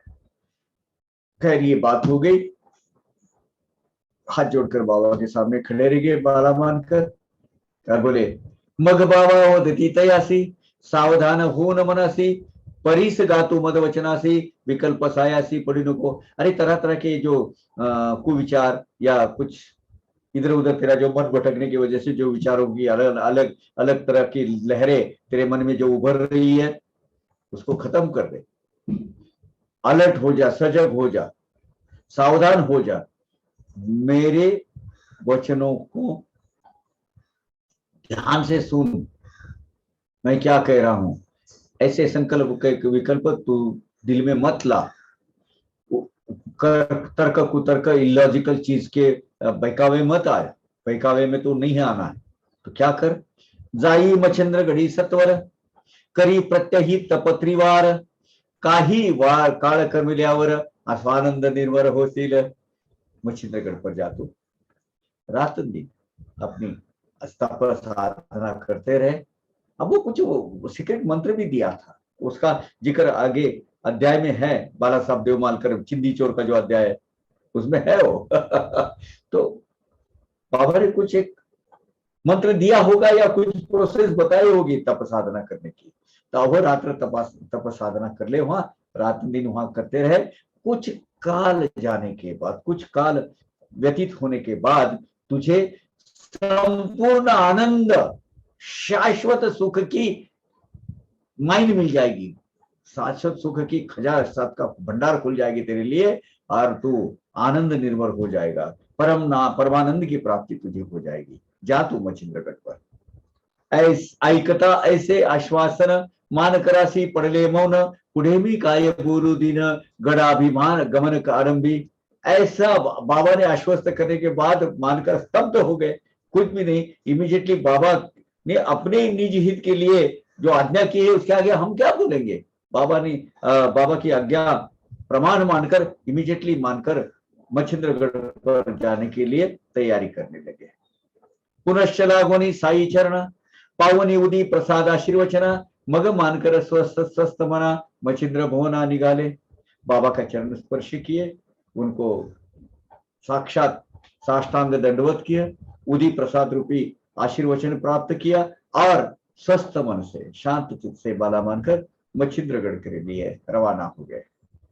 ठाकुनिया ते रम्य स्थान, जेथे शुद्ध निर्मल जीवन, मंद मंद वाहे पवन, समाधान पवन। सही में इतना प्रसन्न चित्त है मच्छिंद्रगढ़ पर। आप वहां कभी भी अगर आपको मौका मिला तो उसकी वो अनुभूति ले लीजिएगा। बहुत ही प्यारा साधन है। थोड़ी सी ऐसी अपने ज्यादा ऊपर पर्वत नहीं है, आराम से जा सकता है आदमी। वहां जाकर एकदम मंद ऐसे धी हल्की सी हवा चलती रहती है। दिन भर प्रसन्न लगता है, स्वस्थ चित्त रहता है। और परमात्मा में एक अलग तरह की स्पंदन है वहां, क्योंकि नवनाथ के जो अग्रणी है मच्छिंद्रनाथ, वो मच्छिंद्रनाथ की तपोभूमि है। वो बहुत ही लुभावना, मन को शांति प्रदान करने वाला वो स्थान है। वहां आप जाकर देखिए तो अलग ही अनुभूति आ जाती है। तो भला मन करके ऐसा ही हुआ, वहां गए, वहां का वो शुद्ध निर्मल पानी, उसकी जीवन पद्धति और हल्की सी बहने वाली जो हवा, बहुत ही समाधान हो गया उनको। शांत हल्का सी वायु बह रही है ऊपर। वहां एक मैंने देखा, दोपहर को 12-1-2 बजे अगर ऊपर से समझो सूर्य नारायण अपनी आग ढाता हो, वहां कुछ नहीं लगता। ऐसा लगता है कि जैसे शाम के 5 बजे है या सवेरे के 9 बजे है। दोपहर की धूप लगती नहीं, या मैंने ये अनुभव किया है, आप देख लीजिए जाकर। मानकर बहुत प्रसन्न चित्त से वहां रह गए। ऐसे मानकर साई प्रयुक्त, अस्तागडावर साई वियुक्त, आचरिते झाले तप यथोक्त, यथा नियुक्त राहुन त्या। सायु प्रयुक्त, साई की प्रेरणा से उद्युक्त होकर, ध्यान से युक्त होकर, साई के सहवास से दूर होकर, साई के प्रेरणा से युक्त होकर, लेकिन साई की सहवास से वियुक्त होकर, आप यथा उक्त मतलब जो अपने हितकारक है ऐसा जो तप है वो आचरण करना शुरू कर दिया हो गए, और शांति से वहां रहने लगे। अपनी तपाराधना तप साधना बाबा ने जैसी कही थी वो ऐसे करने लगे, और वहां अपना जीवन काल व्यतीत करने लगे। अब आगे देखिए, दिस इज द थिंग्स, शांति से सुनिएगा इसको, क्या हुआ। पहा बाबांचा चमत्कार, तप निमग्न असता मानकर, प्रत्यक्ष दिले दर्शन गडावर, झाला साक्षात्कार तयास। क्या हुआ, बहुत बहुत कम लोगों के साथ ये घटित होता है, बहुत कम लोगों के साथ में। आप जरा फ्रेश हो जाइएगा 5 मिनट के लिए, उसके बाद एक कथा और इसका नेक्टर, इसका इसेंस मैं आपको बताऊंगा। ठीक है, 5 मिनट के लिए मैं जरा गला थोड़ा सा सेक लू। ओके, वीरेंद्र जी हैं, प्लीज टेक ओवर। आगे की कथा सुनने के लिए ना, हाँ, दिल तरसना चाहिए आपका। क्या है ये, क्या है? बाबा वाह, साक्षात प्रकट हुए हैं बाला मानकर के सामने। अब देखिए, ध्यान से सुनिएगा, ये जो ये लीला अभी स्टार्ट हो रही है, और बाबा का सही मानों में जो अस्तित्व है, बाबा की जो विश्व व्यापकता है, उसकी अनुभूति देने वाली ये लीला है। पहा बाबांचा चमत्कार, तप निमग्न अस्ता मानकर ध्यानावस्था में है, बैठे हुए हैं, तब अपने तप करते हैं, अपना जो जप है, नाम जप वगैरह चालू है उनका, और प्रत्यक्ष दिले दर्शन गडावर। क्या क्या स्थिति पाई है मानकर ने, झाला साक्षात्कार तयास। अब देखिए, अवतार पर भगवान जब किसी को अनुभूति देते हैं, किसी को दृष्टांत देते हैं, तो साक्षात्कार देते हैं, तो उसका स्वरूप जान लीजिएगा पहले। वो वाणी, आकाशवाणी परावाणी की तरफ आते हैं, वायु के माध्यम से आते हैं, हवा आवाज के माध्यम से आते हैं, स्वप्न दृष्टांत के माध्यम से आते हैं। बहुत ही रेरेस्ट अमंग रेरेस्ट ऐसी घटना होती है कि प्रत्यक्ष सामने आकर खड़े रहते हैं। वो भी सामने आकर खड़े रहते हैं, उसके कुछ टाइम होता है, ज्यादातर ब्रह्म मुहूर्त पर आते हैं। यहां तक दोपहर का समय है, यहां दिन है, ध्यानावस्था में बैठे हैं, और प्रत्यक्ष बाबा सामने खड़े हैं।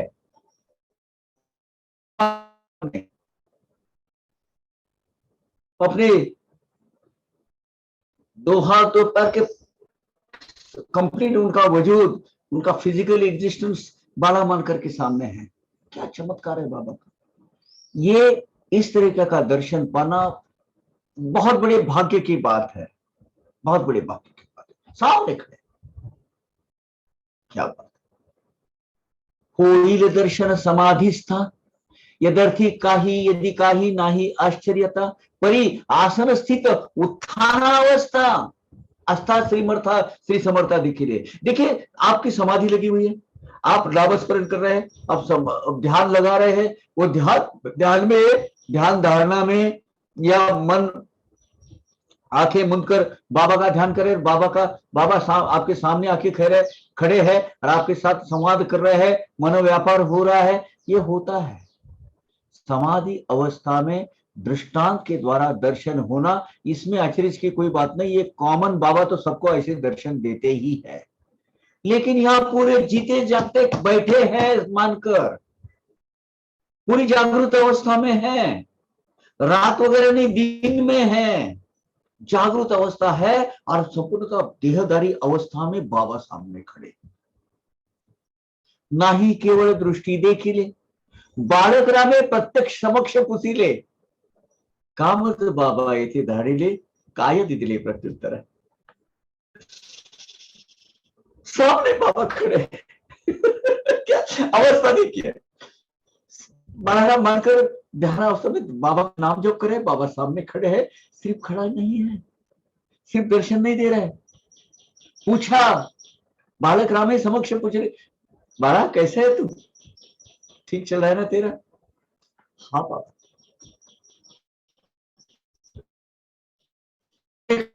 मुझे सुख परम शांति की अवस्था यहाँ प्राप्त हुई है, मुझे बहुत अच्छा लग रहा है, मेरी चित्तवृत्तियां पूरी स्थिर हो गई है, मैं एकदम कामनेस जो है मुझे यहाँ प्राप्त हुआ है।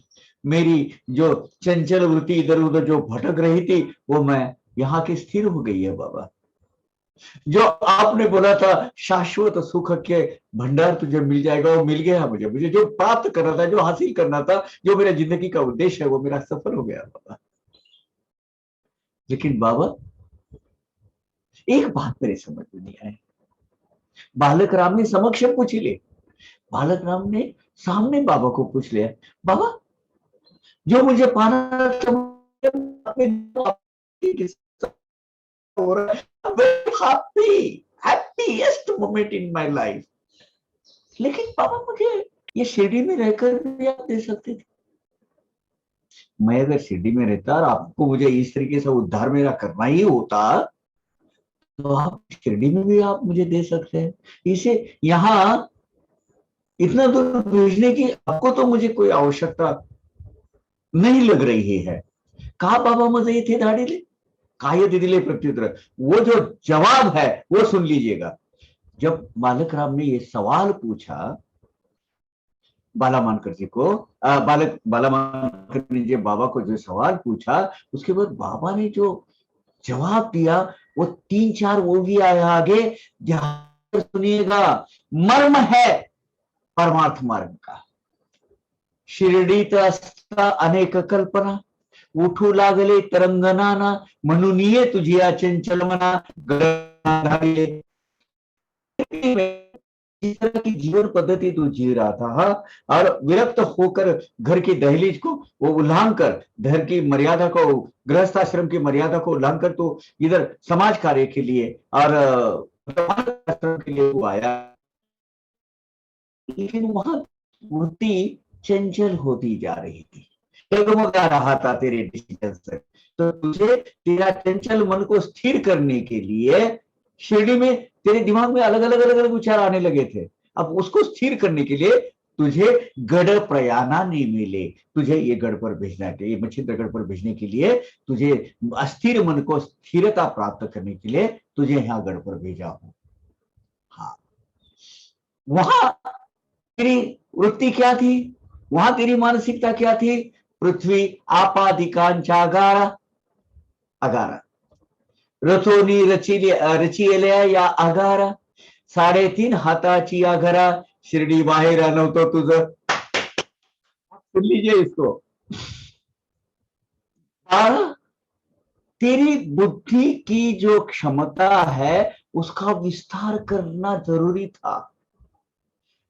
पंच महाभूतों से बना हुआ ये मेरा जो देह है, पृथ्वी आप आदिक, यानी पृथ्वी आप तेज वायु आकाश, ये पंच महाभूतों से ये जो मेरा देह तैयार हुआ है, इन्होंने एक इकट्ठा होकर, पंच महाभूतों का मिलन होकर ये जो मेरा साई बाबा नाम का जो वजूद तैयार हुआ है, मेरा फिजिकल एग्जिस्टेंस उन्होंने जो दिया, तो मेरा 3.5 हाथ, यानी 3.5 हाथ नहीं, इतना लंबा, यहां से लेके यहां तक, ऐसे 3.5 हाथ, यानी 1, 2, 3 और 3.5 उसका देह की लंबाई होती है। 12-13 क्या हुआ था, शिरडी में ये पंच महाभूतों ने बनाया हुआ मेरा साई बाबा नाम का, जिसको साई बाबा बोलते हैं, ये जो देह है, ये 3.5 हाथ का जो देह है, ये शिरडी ही है, इसके बाहर बाबा है ही नहीं, ये समझ तू कर, ये समझ थी तेरी, ये समझ के बैठा था। तेरे लिए तेरी बुद्धि की कक्षा का विस्तार होना जरूरी था, क्योंकि शिरडी के बाहर मैं तुझे दिखाई नहीं दे रहा था। शिरडी के बाहर भी मेरा अस्तित्व है, ये तुम मानता ही नहीं था इसको। और आगे की वो भी आप पढ़ लीजिए, बहुत बढ़िया है। आता जो ये थे तोच किती थे, पाहून घे स्वस्त चित्ते, तेथुनी में जे मैं पाठविले तुते, अब देख, सामने खड़ा हूं, अब मैं इधर तेरे सामने खड़ा हूं, फिजिकली देख रहा है मुझे, वही मैं शिरडी में भी हूं, अभी भी मैं शिरडी में वहां मौजूद हूं और यहां भी हूं। सामने देख ले, तेरे सामने में स्वस्थ चित्त से देख ले। तुझे वहां से शिरडी से बाहर यहां मच्छिंद्रगढ़ में जो भेजा, इसकी अनुभूति प्राप्त करने के लिए ही भेजा है। तेथुनी जे मैं पाठविले तुझे वहां यहाँ मच्छिंद्रगढ़ पर भेजा है, इसी कारण भेजा है, क्योंकि शिरडी में तू जब था, शिरडी के बाहर मेरा अस्तित्व तू मानता ही नहीं था। तेरे लिए शिरडी के बाहर है नहीं मैं शिरडी में ही हूं। अब देख ले, तेरे सामने मैं खड़ा हूं, यहां मैं हूं, मैं हूं। ये सही स्वरूप है बाला, ये विश्व व्यापक हूं मैं। आपको एक बहुत बड़ी शिक्षा इसमें मिलती है। क्या मिलती है? बस कुछ भी हो, शिरडी में जाना है, शिरडी जाना है, पैसे नहीं है तो गाड़ी लिए 200-400 रुपया बाबा, बाबा के शिरडी में है। आगे 35वें अध्याय में बाबा ने बहुत अच्छा जवाब दिया है इसका। हाँ हूं मैं, ये है मेरा लिटरेचरी स्टैचू, ये साई सच्चिद यहाँ है, ये मेरा रूप है। जहां जहां साई सच्चिद का पाठ चलता है, जहां जहां साई सच्चिद का सत्संग चलता है, वहां मैं रहता हूँ बड़ा। बाला मैं यहाँ तुझे भेजा, इसकी ये तेरी बुद्धि की कक्षा का विस्तार करने के लिए भेजा। शिरडी तक ही मैं सीमित नहीं हूँ, मैं पूरे ब्रह्मांड में, पूरे मेरा संचार रहता है। ये अनुभूति तुझे देने के लिए, तेरी समझ को ज्यादा विस्तारित करने के लिए मैंने तुझे यहाँ भेजा। क्या लेना चाहिए हमें? नहीं, बहुत दिन हो गए बाबा को मिला नहीं, भी शिरडी में जाना चाहिए, बहुत अच्छी बात है। मैं शिरडी अगर चाहिए फिजिकली आप जाइए, उसमें कोई दुबराह नहीं। लेकिन आगे केशव प्रधान के बारे में क्या हो, केशव रामचंद्र प्रधान, उठ सुट शिरडी अपने निज निज मरा के जो जो भी गृहस्थ आश्रम के जो कर्तव्य अपने पीछे पड़े हैं छोड़कर बस भागता था। बाबा ने बोला तेरे पीछे संसार है, यहाँ आना नहीं। तेरे पीछे घर गृहस्थी, तेरी कुछ जिम्मेवारियां, यहाँ आना नहीं। जरूरत पड़ी तो मैं वहां आऊंगा। केशव रामचंद्र प्रधान जी की कथा साई सचरित्र में है, लेकिन घटित हुई है। बाबा ने आपके निजी कार्यकाल में ही 1916 में, जिनका मंदिर पहला बनाया गया 1916 में, जो है यहाँ नेरल के बाजू में, वहां ये जो कौन सा गाँव वो, अभी मैं याद देता हूँ, वो गांव में, हाँ भिवपुरी, भिवपुरी, भिवपुरी, ये भिवपुरी में खुद अपनी स्टैचू दिया है। देख केशव, ये ले ले, और जब भी तुझे ध्यान आया इसकी तरफ, बहुत आतुरता से आया तो मैं खुद प्रकट हो जाऊंगा। वहां प्रकट हुए हैं, मैं आपको ये कथा सुना चुका हूं। आपकी बुद्धि की दायरे में जरा इजाफा करिए, शिरडी तक ही सीमित नहीं है बाबा। बाबा त्रिकाला बाधित ब्रह्मांड में उनका अस्तित्व है। सच्चे दिल से जब आप बुलाइए, कहीं भी वहां खड़े रहते हैं। बाला मानकर, अकेला बाला मानकर नहीं, हम सब बाला मानकर हैं। हम यही समझते हैं, शिरडी वाले साई बाबा आया है तेरे दर पे सवाली, बोले तो सवाली करेंगे। या इसके आगे बाबा का अस्तित्व जान लेने के लिए ये लीला है। असो पुढे हे मानकर उद्दिष्ट काळ क्रमिल्यावर यावया आपल्या मुक्कामर, सोडिला मच्छिंद्रगत त्यांनी। बाबा की आज्ञा अनुसार जो उनको जो प्राप्त हुआ था वो प्राप्त हुआ, उनको आज्ञा हुई कि आप जाओ। अब देखिए, कहीं उल्लेख नहीं है बाबा मुझे कब जाना है। इंटरनेट कनेक्टिविटी हो गई बाबा के साथ। वक्त आया, यहां मेरा कार्यकाल खत्म है, जो मुझे मिलना चाहिए, अब मुझे मेरे मुकाम में जाना चाहिए बंबई में। मच्छिंद्रगढ़ छोड़ के बहुत दूसरी लीला इसी के साथ में जो कनेक्टेड लीला है वो देखिए, जो पूना में घटित हुई है।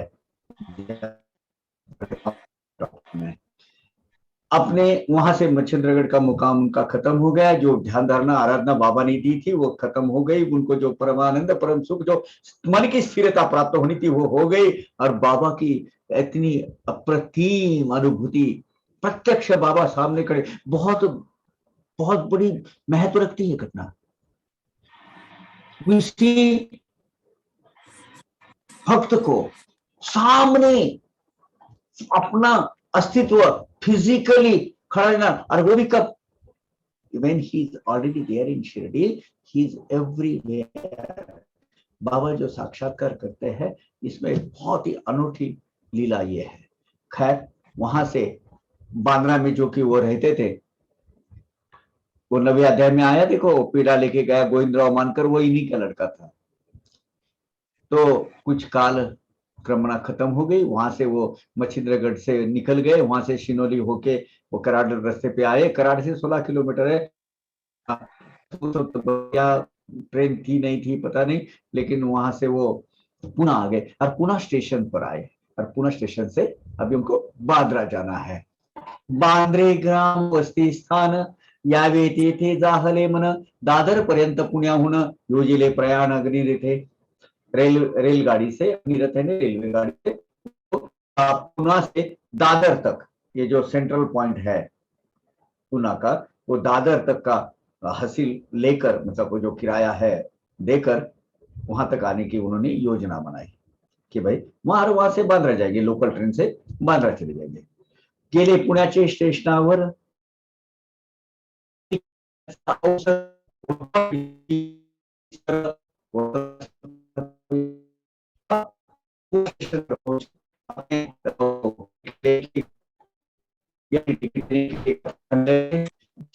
वो कतार लगे हुए थे, वहां एक चमत्कार।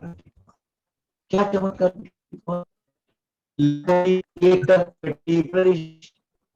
खांदा कांबळी कुणबी ऐसा एक अनोखी प्रवासी के बारे एक इतिहास Kaka, sorry to interrupt.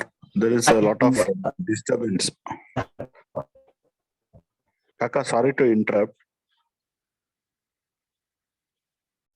I can share with all side duties. You see, it becomes very difficult unless and until you understand this particular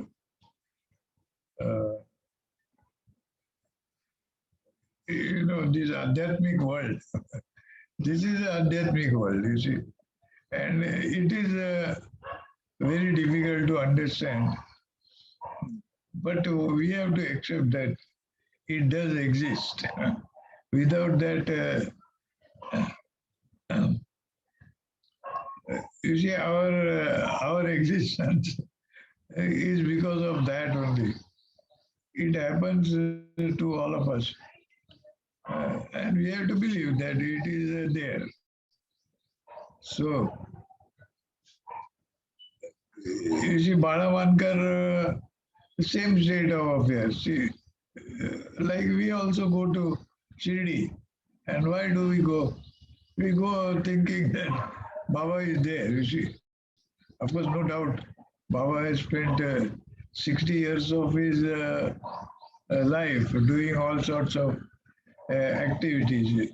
So it is like a karma bhumi. It is a karma bhumi of Baba. But that doesn't mean that Baba doesn't exist elsewhere. You see, you have to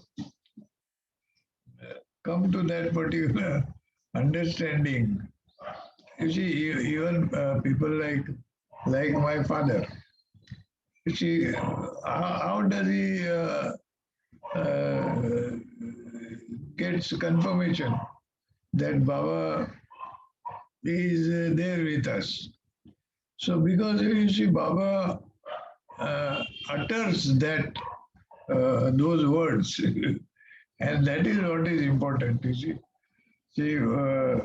because what Baba utters is like a writing on the wall. So when Baba uttered that a statement that अरे photo काय घेऊन बसलायस, माझ्या भाऊच्या घरी जा वांद्र्याला, तिथे मी जिवंत बसलेला आहे.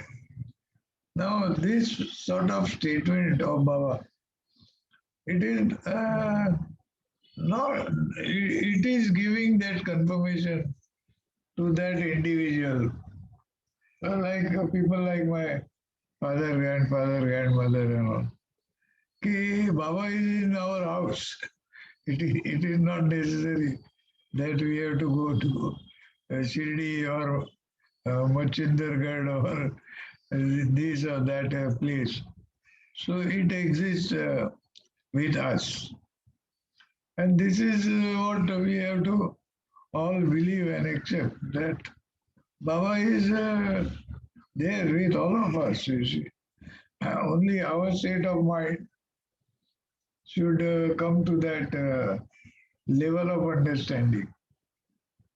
Once you do that, it is bound to happen. And this will happen to all side devotees. Of course, depending upon your condition, you decide whether you want to go to Shirdi or any other place. All this we do is for our self-satisfaction. Of course, I will go one step forward and state that this is also decided by that Almighty, you see. He decides. Yes, now the time has come, you must pay visit to Shirdi. So you go to Shirdi. Like that you do. But this is with individuals. And because each is that particular divine power, he is running the show.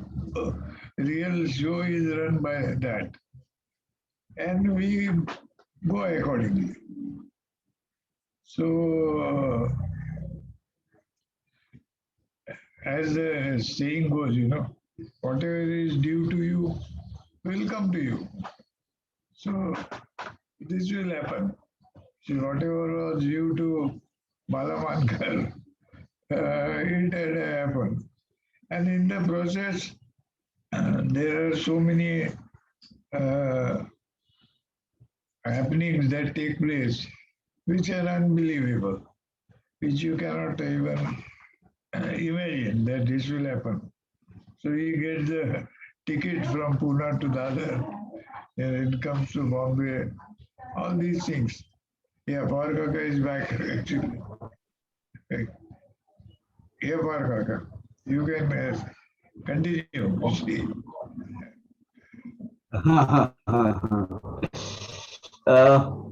There's a problem with the internet. I switched to another, but speed may be little less. Just check it. So Dadar तक उनको आना है. उस वक्त कमर में लंगोट, यानी जो पहलवान पहनते हैं छोटा सा, वो पहलवान लंगोट वो पहना हुआ, कंधे पर कंबल काली कमली लिया हुआ, देहाती का जैसा वेश, लाठी, ऐसा एक अनजाना प्रवासी वो कतार जो है टिकट करके वहां आ गया और टिकट लिया उसने. टिकट लेकर वो के पास था वो, और वो वहां से उसने मेरे ख्याल से टिकट वहां निकाला. घेवनी दादरचे तिकीट कुणबी पावलं. अब देखिए कैसे घटित घटना हुई है. ये कतार में आगे है, ये कुणबी, ये देहाती, ये इसका वेश जैसे अपने भेड़ बकरियां चराने वाले जो होते कमली वाले पर, ये ऐसा लंगोट ऐसा, उसने वो टिकट ले लिया.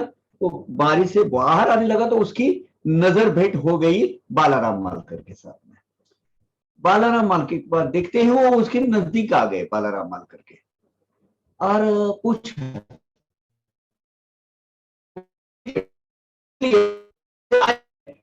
कतार में खड़े मानकर उनके पास नजदीक जाके पहुंचा. और उनको पूछने लगा ये आप सडन कैसे हो सकता है, ये तो बाबा को घटित करना ही था। म्हणे तुम्ही कोठे जाता, दादरास बालक राम होता, तिकीट देऊन टाकेले तत्वता, म्हणे हे आता तुम्ही घ्या। तब उन्होंने पूछा कि ये आप कहाँ जा रहे हैं, वो कुंभी ने पूछा, वो जो देहाती है, उन्होंने बालक राम पूछा आप कहाँ जा रहे हैं, तो बोले मैं दादर को जा रहा हूँ। तो बोले टिकट ले लो, दादर को जा रहे हैं, ये टिकट आपके लिए, ले लो आप। और बाद में आगे भी बोले मी ही जाणार होते थे, परी महत् कार्यांतर ये थे, कर्तव्य आहे म्हणून जाने ते राहिले। मैं टिकट लेके उधर जा ही रहा था, लेकिन मुझे अभी कुछ पुणे में निजे काम याद आ गया, तो मुझे वहां रहना चाहिए, जरूरी है, तो ये आप ले लो, मैं ये आप जाइए, मुझे जाना था लेकिन जा नहीं पाया, मैं मेरी जर्नी, तो आप कैंसिल हो गया है, आप ये ले लीजिए।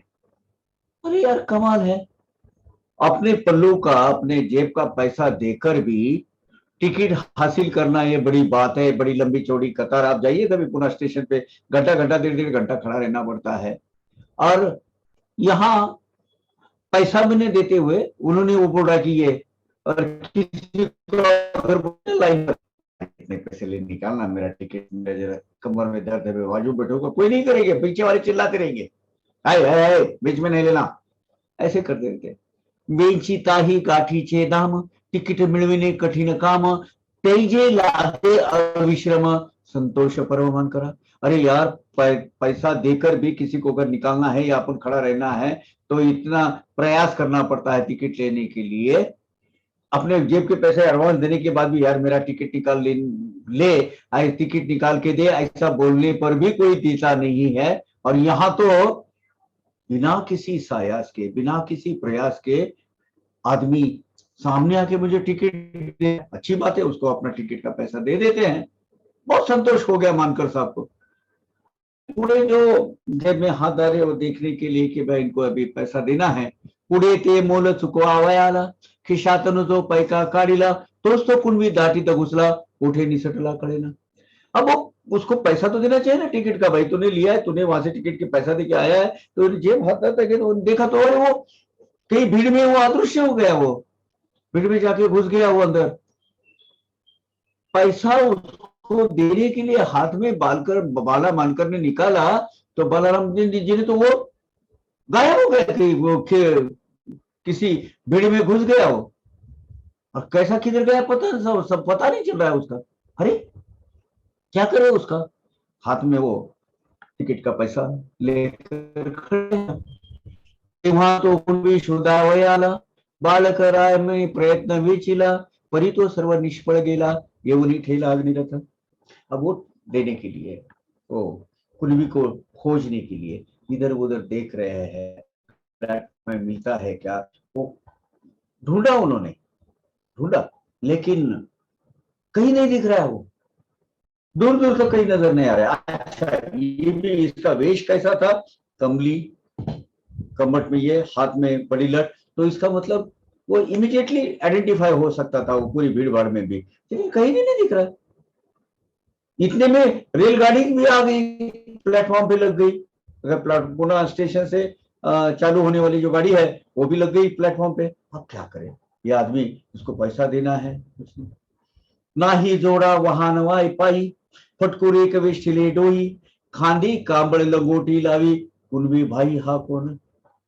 अब साई के परम भक्तों, आप अंदाजा लगाइए, पैर में जूते नहीं है, सर के ऊपर थोड़ा सा एक अपना कपड़ा घेर बांधा हुआ है, कंधे पर कमली वाला है, काली कमली वाला,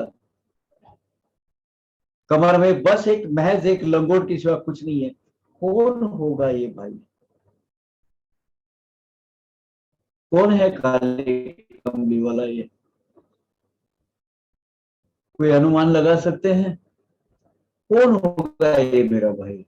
भाडे नाही थोडे थोडके, तेही देऊन पल्लवचे रोकडे, कामच भाभाराचे साकडे, गातले हे कडे नोडगडे। अरे यार पल्लू का पैसा देकर भी, अपने जेब का पैसा देकर भी जो हासिल नहीं होता है, अपने खुद का पैसा दिया उसने और उसका हुलिया और सब देखने के बावजूद तो ऐसा लगता है कि he could not afford to do it. छोटा नहीं है भाड़ा हासिल, 2.25 रुपया उस वक्त का था, आज तो बहुत है भाई। अपना जेब का पैसा डालकर मुझे वो टिकट लेकर, पैसा भी नहीं लिया, गायब हो गया, गाड़ी आ गई है, कहीं दिख नहीं रहा है, तो उसको पैसा कैसा देवे? कौन रह सकता है? ये क्या अजीब घटना है। बालाराम मानकर सोचते रह गए, कोई अपेक्षा न करते हुए मुझे टिकट दिया, भागे। क्या भैया, ये पहली बूझ नहीं रही थी, वो तो सुलझ नहीं रही थी कि क्या करें, क्या हो सकता है। उदार अनिरपेक्ष अंतकरण से ऐसा हा कोण कुंडीवर कांती, राहून गेले अनिश्चितांती, लागली खंती मान करा।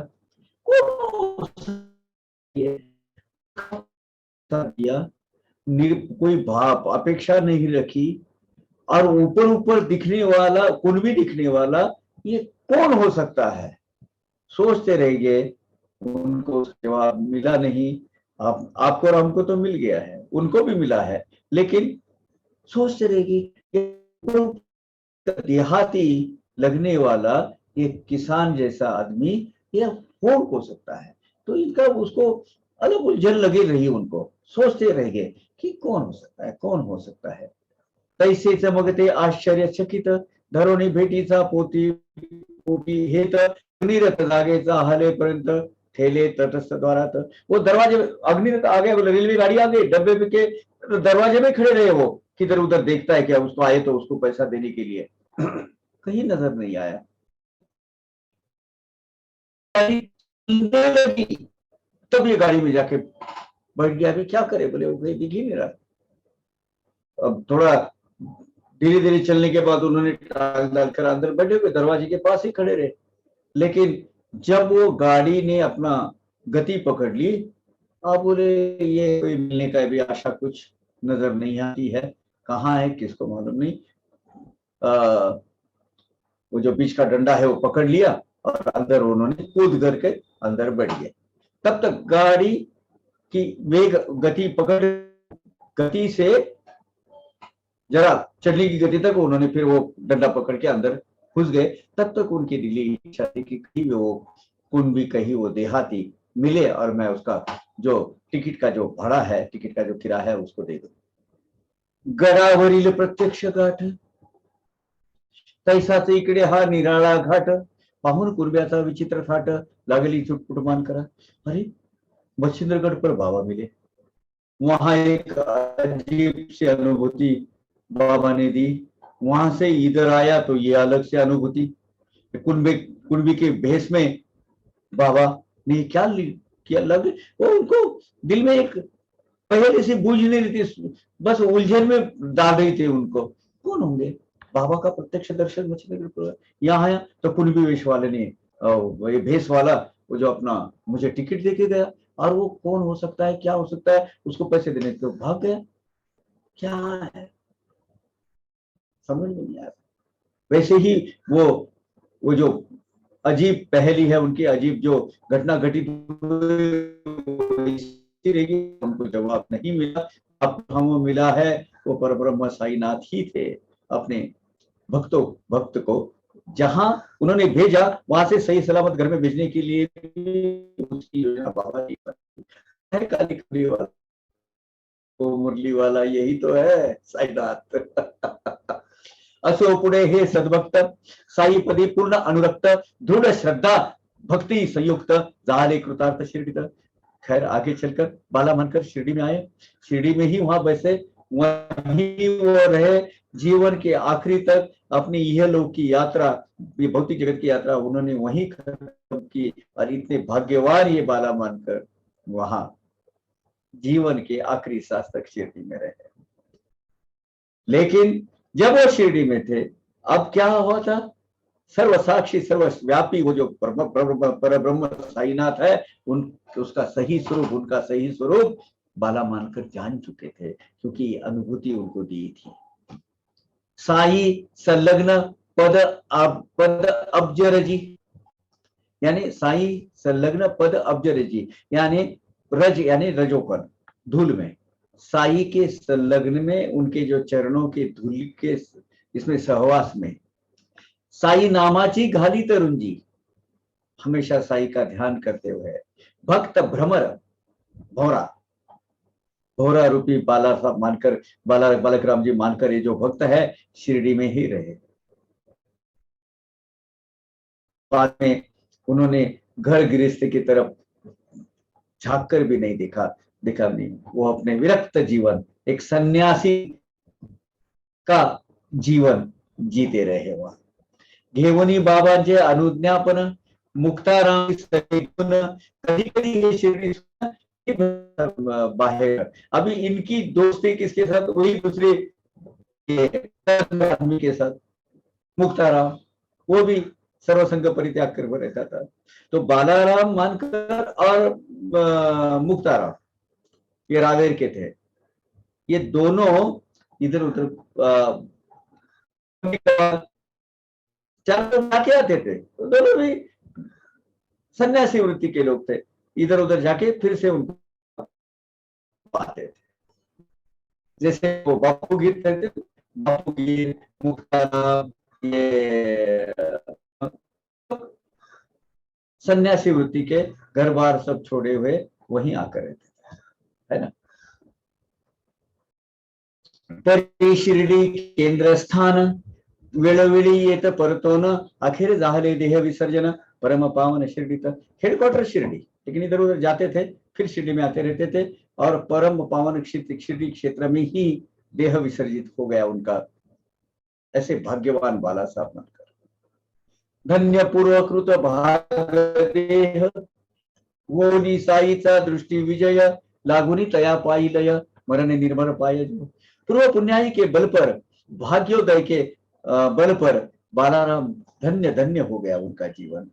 साई महंत की कृपा दृष्टि हुई उनके पाई, उनकी निष्ठा अर्पण हो गई, जन्म मरण के फेरे से मुक्त हो गए बालाराम मानकर। शिरडी में ही उनको देह त्याग का सौभाग्य प्राप्त हुआ। जैसे उनको हुआ वैसे और दो कौन है, धन्य तात्या साहेब नूरकर, धन्य मेघा भक्त प्रवर, अंति शिरडी भजन तत्पर, जी कलेवर विसर्जिले। बाला मानकर के साथ में उनके जैसा ही मृत्यु योग, भाग्यशाली मृत्यु योग तात्या साहब नूलकर, भक्त प्रवर मेघा, इनको भी भक्ति रस में रममान होते हुए, साई के भक्ति होते हुए शिरडी में ही अपना देह विसर्जित करने का अवसर, सुनहरा मौका उनको प्राप्त हो गया। अभी ये जो है ना, ये मुझसे नहीं होता, ये अभी पढ़ना नहीं होता मेरे से, लेकिन आप प्लीज बियर कीजिए if I am out of emotions, I am sorry. Megha जेव्हा पावला पंचत्व, पाहते उत्तर विधान महत्व, अनिक बाबांचे भक्त सख्यत्व, मेघादव कृतकृत्य आदीच। मेघा जब पंचत्व में विलीन हो गया, पंचतत्व में, तो उसकी मरणोत्तर जो उत्तर क्रिया होती है, उसमें अपने भक्तों के प्राण में उनका सख्यत्व बताने वाली, इंटीमसी बताने वाली, एक आत्मता बताने वाली जो कथा है, उसकी महती बाबा के बारे में क्या वर्णन करे इसकी। मेघा गया, उनका उत्तर कार्य, उत्तर विधि हो गया। बाबा की भक्ति में सत्ता रत लीन रहने वाला ये मेघा बाबा का प्रेम प्राप्त करके कृतार्थ हो गया था, क्योंकि बाबा ने उसको आगे की मुक्ति का रास्ता खोला कर दिया था। होता मेघांचे उत्तर विधान, बाबा ही झाले स अश्रुलोचन, मायानुवर्ती मानवा समान, शोक निर्विन्न मानस। मेघा का जब अंत्यविधि चल रहा था, तो मेघा के देह को जो अग्नि देने वाले थे, तो मोह माया से एखादा सामान्य गृहस्थ जो होता है, जो मोह माया प्यार लोभ मेरा वगैरह ये करने वाला, ऐसे मानव समान बाबा भी रो पड़े। बाबा मेघा के जाने का शोक जो उनको हो रहा था, जो दुख हो रहा था, वो उस पर कंट्रोल नहीं कर पा रहे थे, इतना फूट फूट कर रो रहे थे बाबा। धन्य है मेघा, धन्य है। बाबा ने क्या किया, प्रेमे बाबा ने निज करे, प्रेत अच्छे दिले सुमन निकरे, शोक ही करुणी करुण स्वरे, मगते माघारे परतले। मेघा का जो शवहार रखा था, फिर बाबा ने अपने हाथों से फूलों की लीली और वो उधर चादर पहना ही, सब उनके अंग पर फूल बिखरे और करुण आर्त स्वर से रोते रोते जोर से, अरे मेरा मेघा जा रहा रे करके रोते रहे बाबा। पर ब्रह्म साईनाथ मोह माया से परे अपने भक्तों के लिए हो रहा था, जो समस्त मानव जाति का उद्धार करते हैं, मानवाचा उद्धार करती ऐसे देखे संत देखे ले बहुती, परी साई बाबाची ती महती वर्णन किती करावे। मानवों का उद्धार करने वाले अनंत संत बहुत की अनुभूति सबको प्राप्त होती है, लेकिन अपने भक्तों के कारण खुद भगवान का अवतार रहने वाले संत कृपा मूर्ति, संत और कृपा मूर्ति सदगुरु साईनाथ खुद फूट फूट कर रो रहे हैं। क्या दृश्य होगा। उन्होंने वो फूल वगैरह डाले, वहां से यात्रा उसके आगे निकल गई। बाबा हाईवे से वैसा वो जो रोड रगनमरवा रोड से आगे निकल गए, रोते रोते रोते बड़े जोर से रोते रोते रोते चले गए बाबा। क्या धन्य है मेघा का जीवन, क्या धन्य है। ऐसी जीवन, ऐसी गति हमें प्राप्त करवा दो प्रभु। जीवन की आखिरी अवस्था आ गई है, बस यही आपसे प्रार्थना है कि इस तरीके का मरण हमें दे दीजिए जहां आपकी कृपा हो, आपकी कृपा नजर हो। व्याघ्रा सारिका क्रूर प्राणी, तो काय मनुष्य परिज्ञानी, परी तो ही लागे सयाजी चरणी, अघटित करणी बाबांचे। व्याघ्र के समान, अभी ये तो नर थे, तात्या साहब मनकर, मेघा, वाला साहब मानकर, लेकिन बाघ के जैसा टाइगर, क्रूर प्राणी, उसको भी बाबा ने अपने चरणों में मुक्ति दे दी। और मजे है कि इस घटना के साक्षीदार स्वयं ज्योतिन्द्र तरकड़, सत्येंद्र तरकड़, ये दोनों भी भाई वहां मौजूद थे। उन्होंने अपनी अनुभव में ये कहानी, लड़के जो अपना परम सौभाग्य के हमारे साथ जुड़े हुए हैं, उनको ये बताई हुई है उनके बचपन में। हाँ, वो मैं वहां था। ये कहानी बहुत ही दिलचस्प कहानी। क्या था वो, गए जन्म क्या था उसका, इस जन्म में कहा क्या गति गणि होनी चाहिए, और हमने जीवन में आकर क्या करना चाहिए। ऋण हत्या बैर यहीं के ही खत्म करना चाहिए। ये जताने वाली ये जो कथा है, हम अगले, क्योंकि महज एक जल्दीबाजी करके खत्म नहीं करनी इसको, ये कथा हम अगले सत्र के लिए रिजर्व रखते हैं। ओम साई राम। अब आप बताइए किसको अगर कुछ पूछ। हम 9:30 होने को आए हैं अभी। Vinay ji please give your nectar. 4 minute पहले ले रहे हम, लेकिन ये मुझे उसका जो दम है वो नहीं होना चाहता, इसलिए आधी रास्ता है। मुझे प्लीज इजाजत दीजिए। वीरेंद्र जी प्लीज कमान में give your nectar.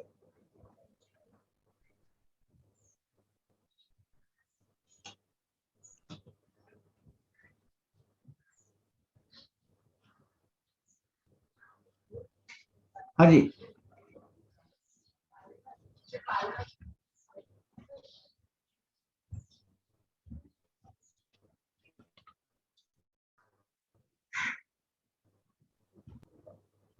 Virendra ji को शिफ्ट कीजिए, अपना वो दीजिए उनको।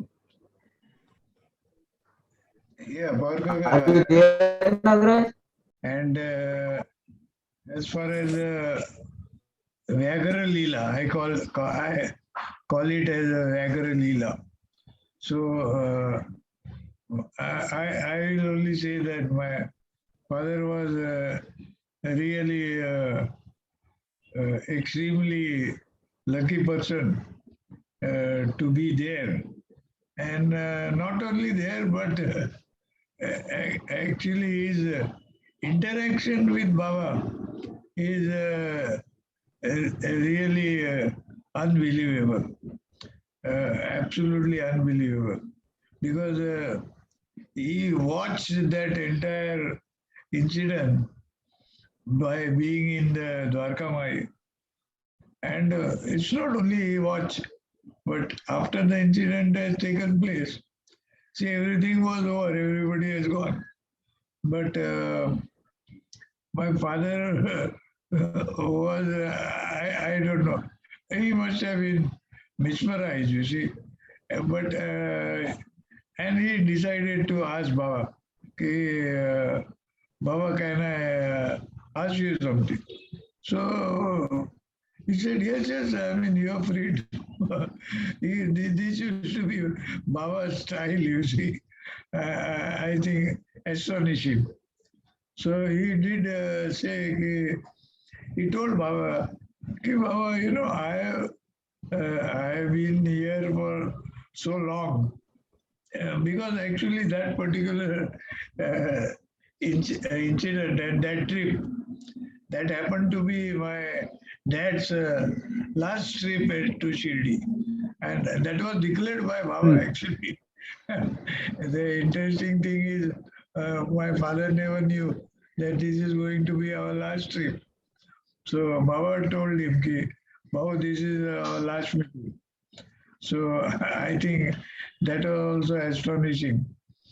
So he asked Baba, Baba, I have seen you interacting and doing all sorts of things with people, I mean, human being.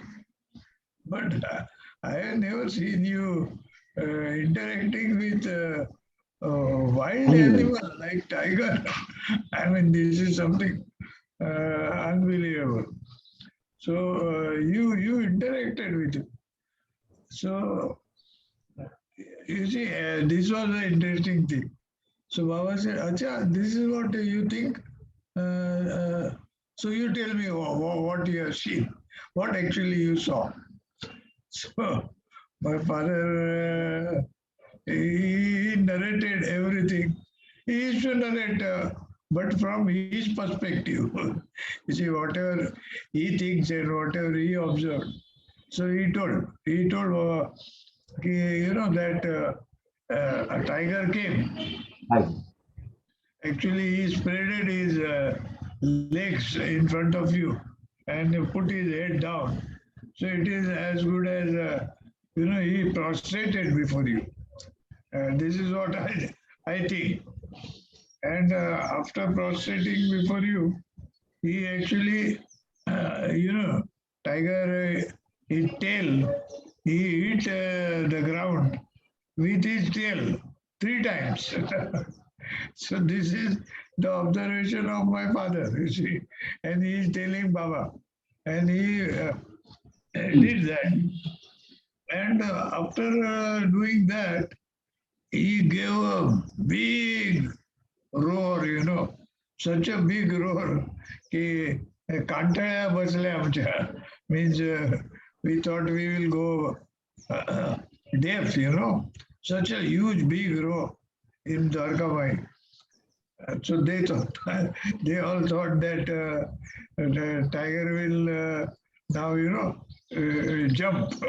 jump onto Baba. That is what all those observers, they thought. But that was not the case.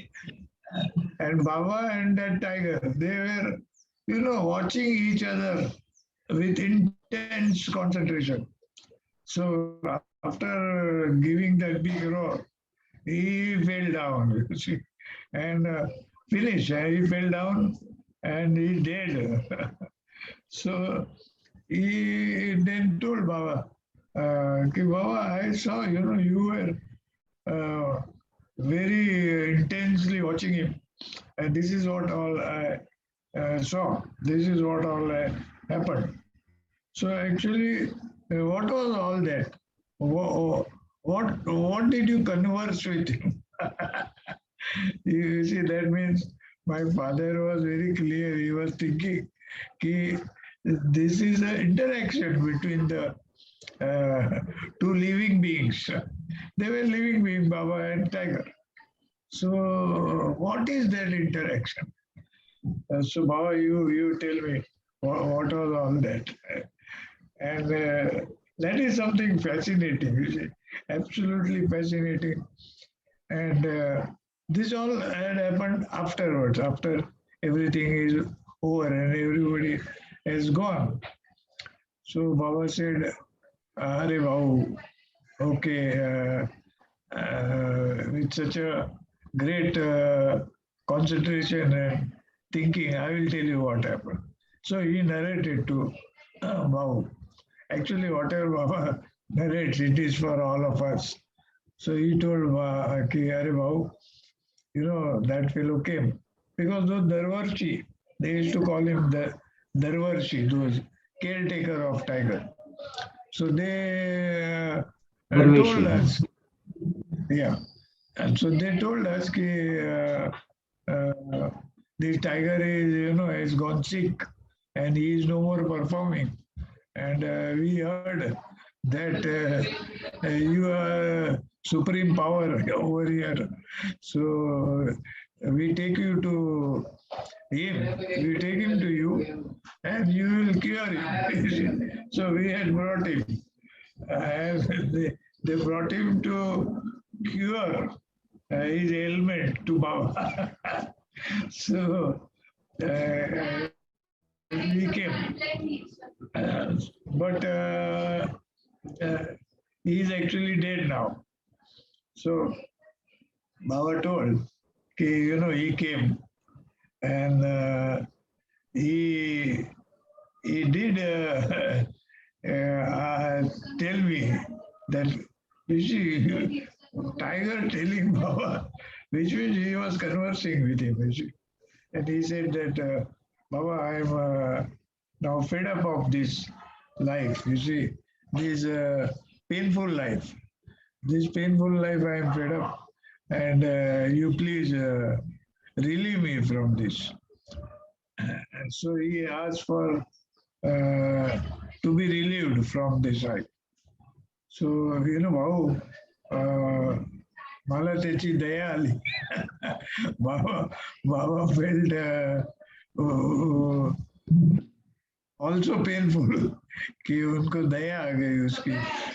तो उन्होंने, तर मी भाऊ काय केलं, त्याची फिर्याद आहे, त्याची फिर्याद अल्लाकडे पाठवली. You see, this was Baba's conversation. की I sent it to Allah. आणि अल्लाला पण त्याची दया आली. तर त्यांनी ठरवलं की अरे याला मुक्तीच देऊन टाकावी. Which means not to relieve him from this particular painful life, not this life, but to relieve him from ever mukti, you see. So अल्लाला त्याची दया आली आणि त्याने त्याला मुक्ती देऊन टाकली. So as far as my father is concerned, अल्लाह वगैरह उनको तो कुछ मालूम नहीं है. उनके लिए तो बाबा ही अल्लाह है. तो उनको मुक्ति दे दी. So this is what Baba told my father कि त्याला मुक्ती देऊन टाकली. So I mean, it is simply fascinating. Such a this thing cannot be accepted. We have to. I mean, we just don't know. You see, I can only tell all side duties. It's a supreme power. You see, Baba was a supreme, most supreme power, and he narrated. He rather exhibited to the people of this world. What was he? Because that was my father's last visit to Shirdi. And that incident I have written in my book. It's very, very interesting. So this is what Power Kaka wanted to share with all duties. Yeah, you can add the most supreme power. Yeah, power you can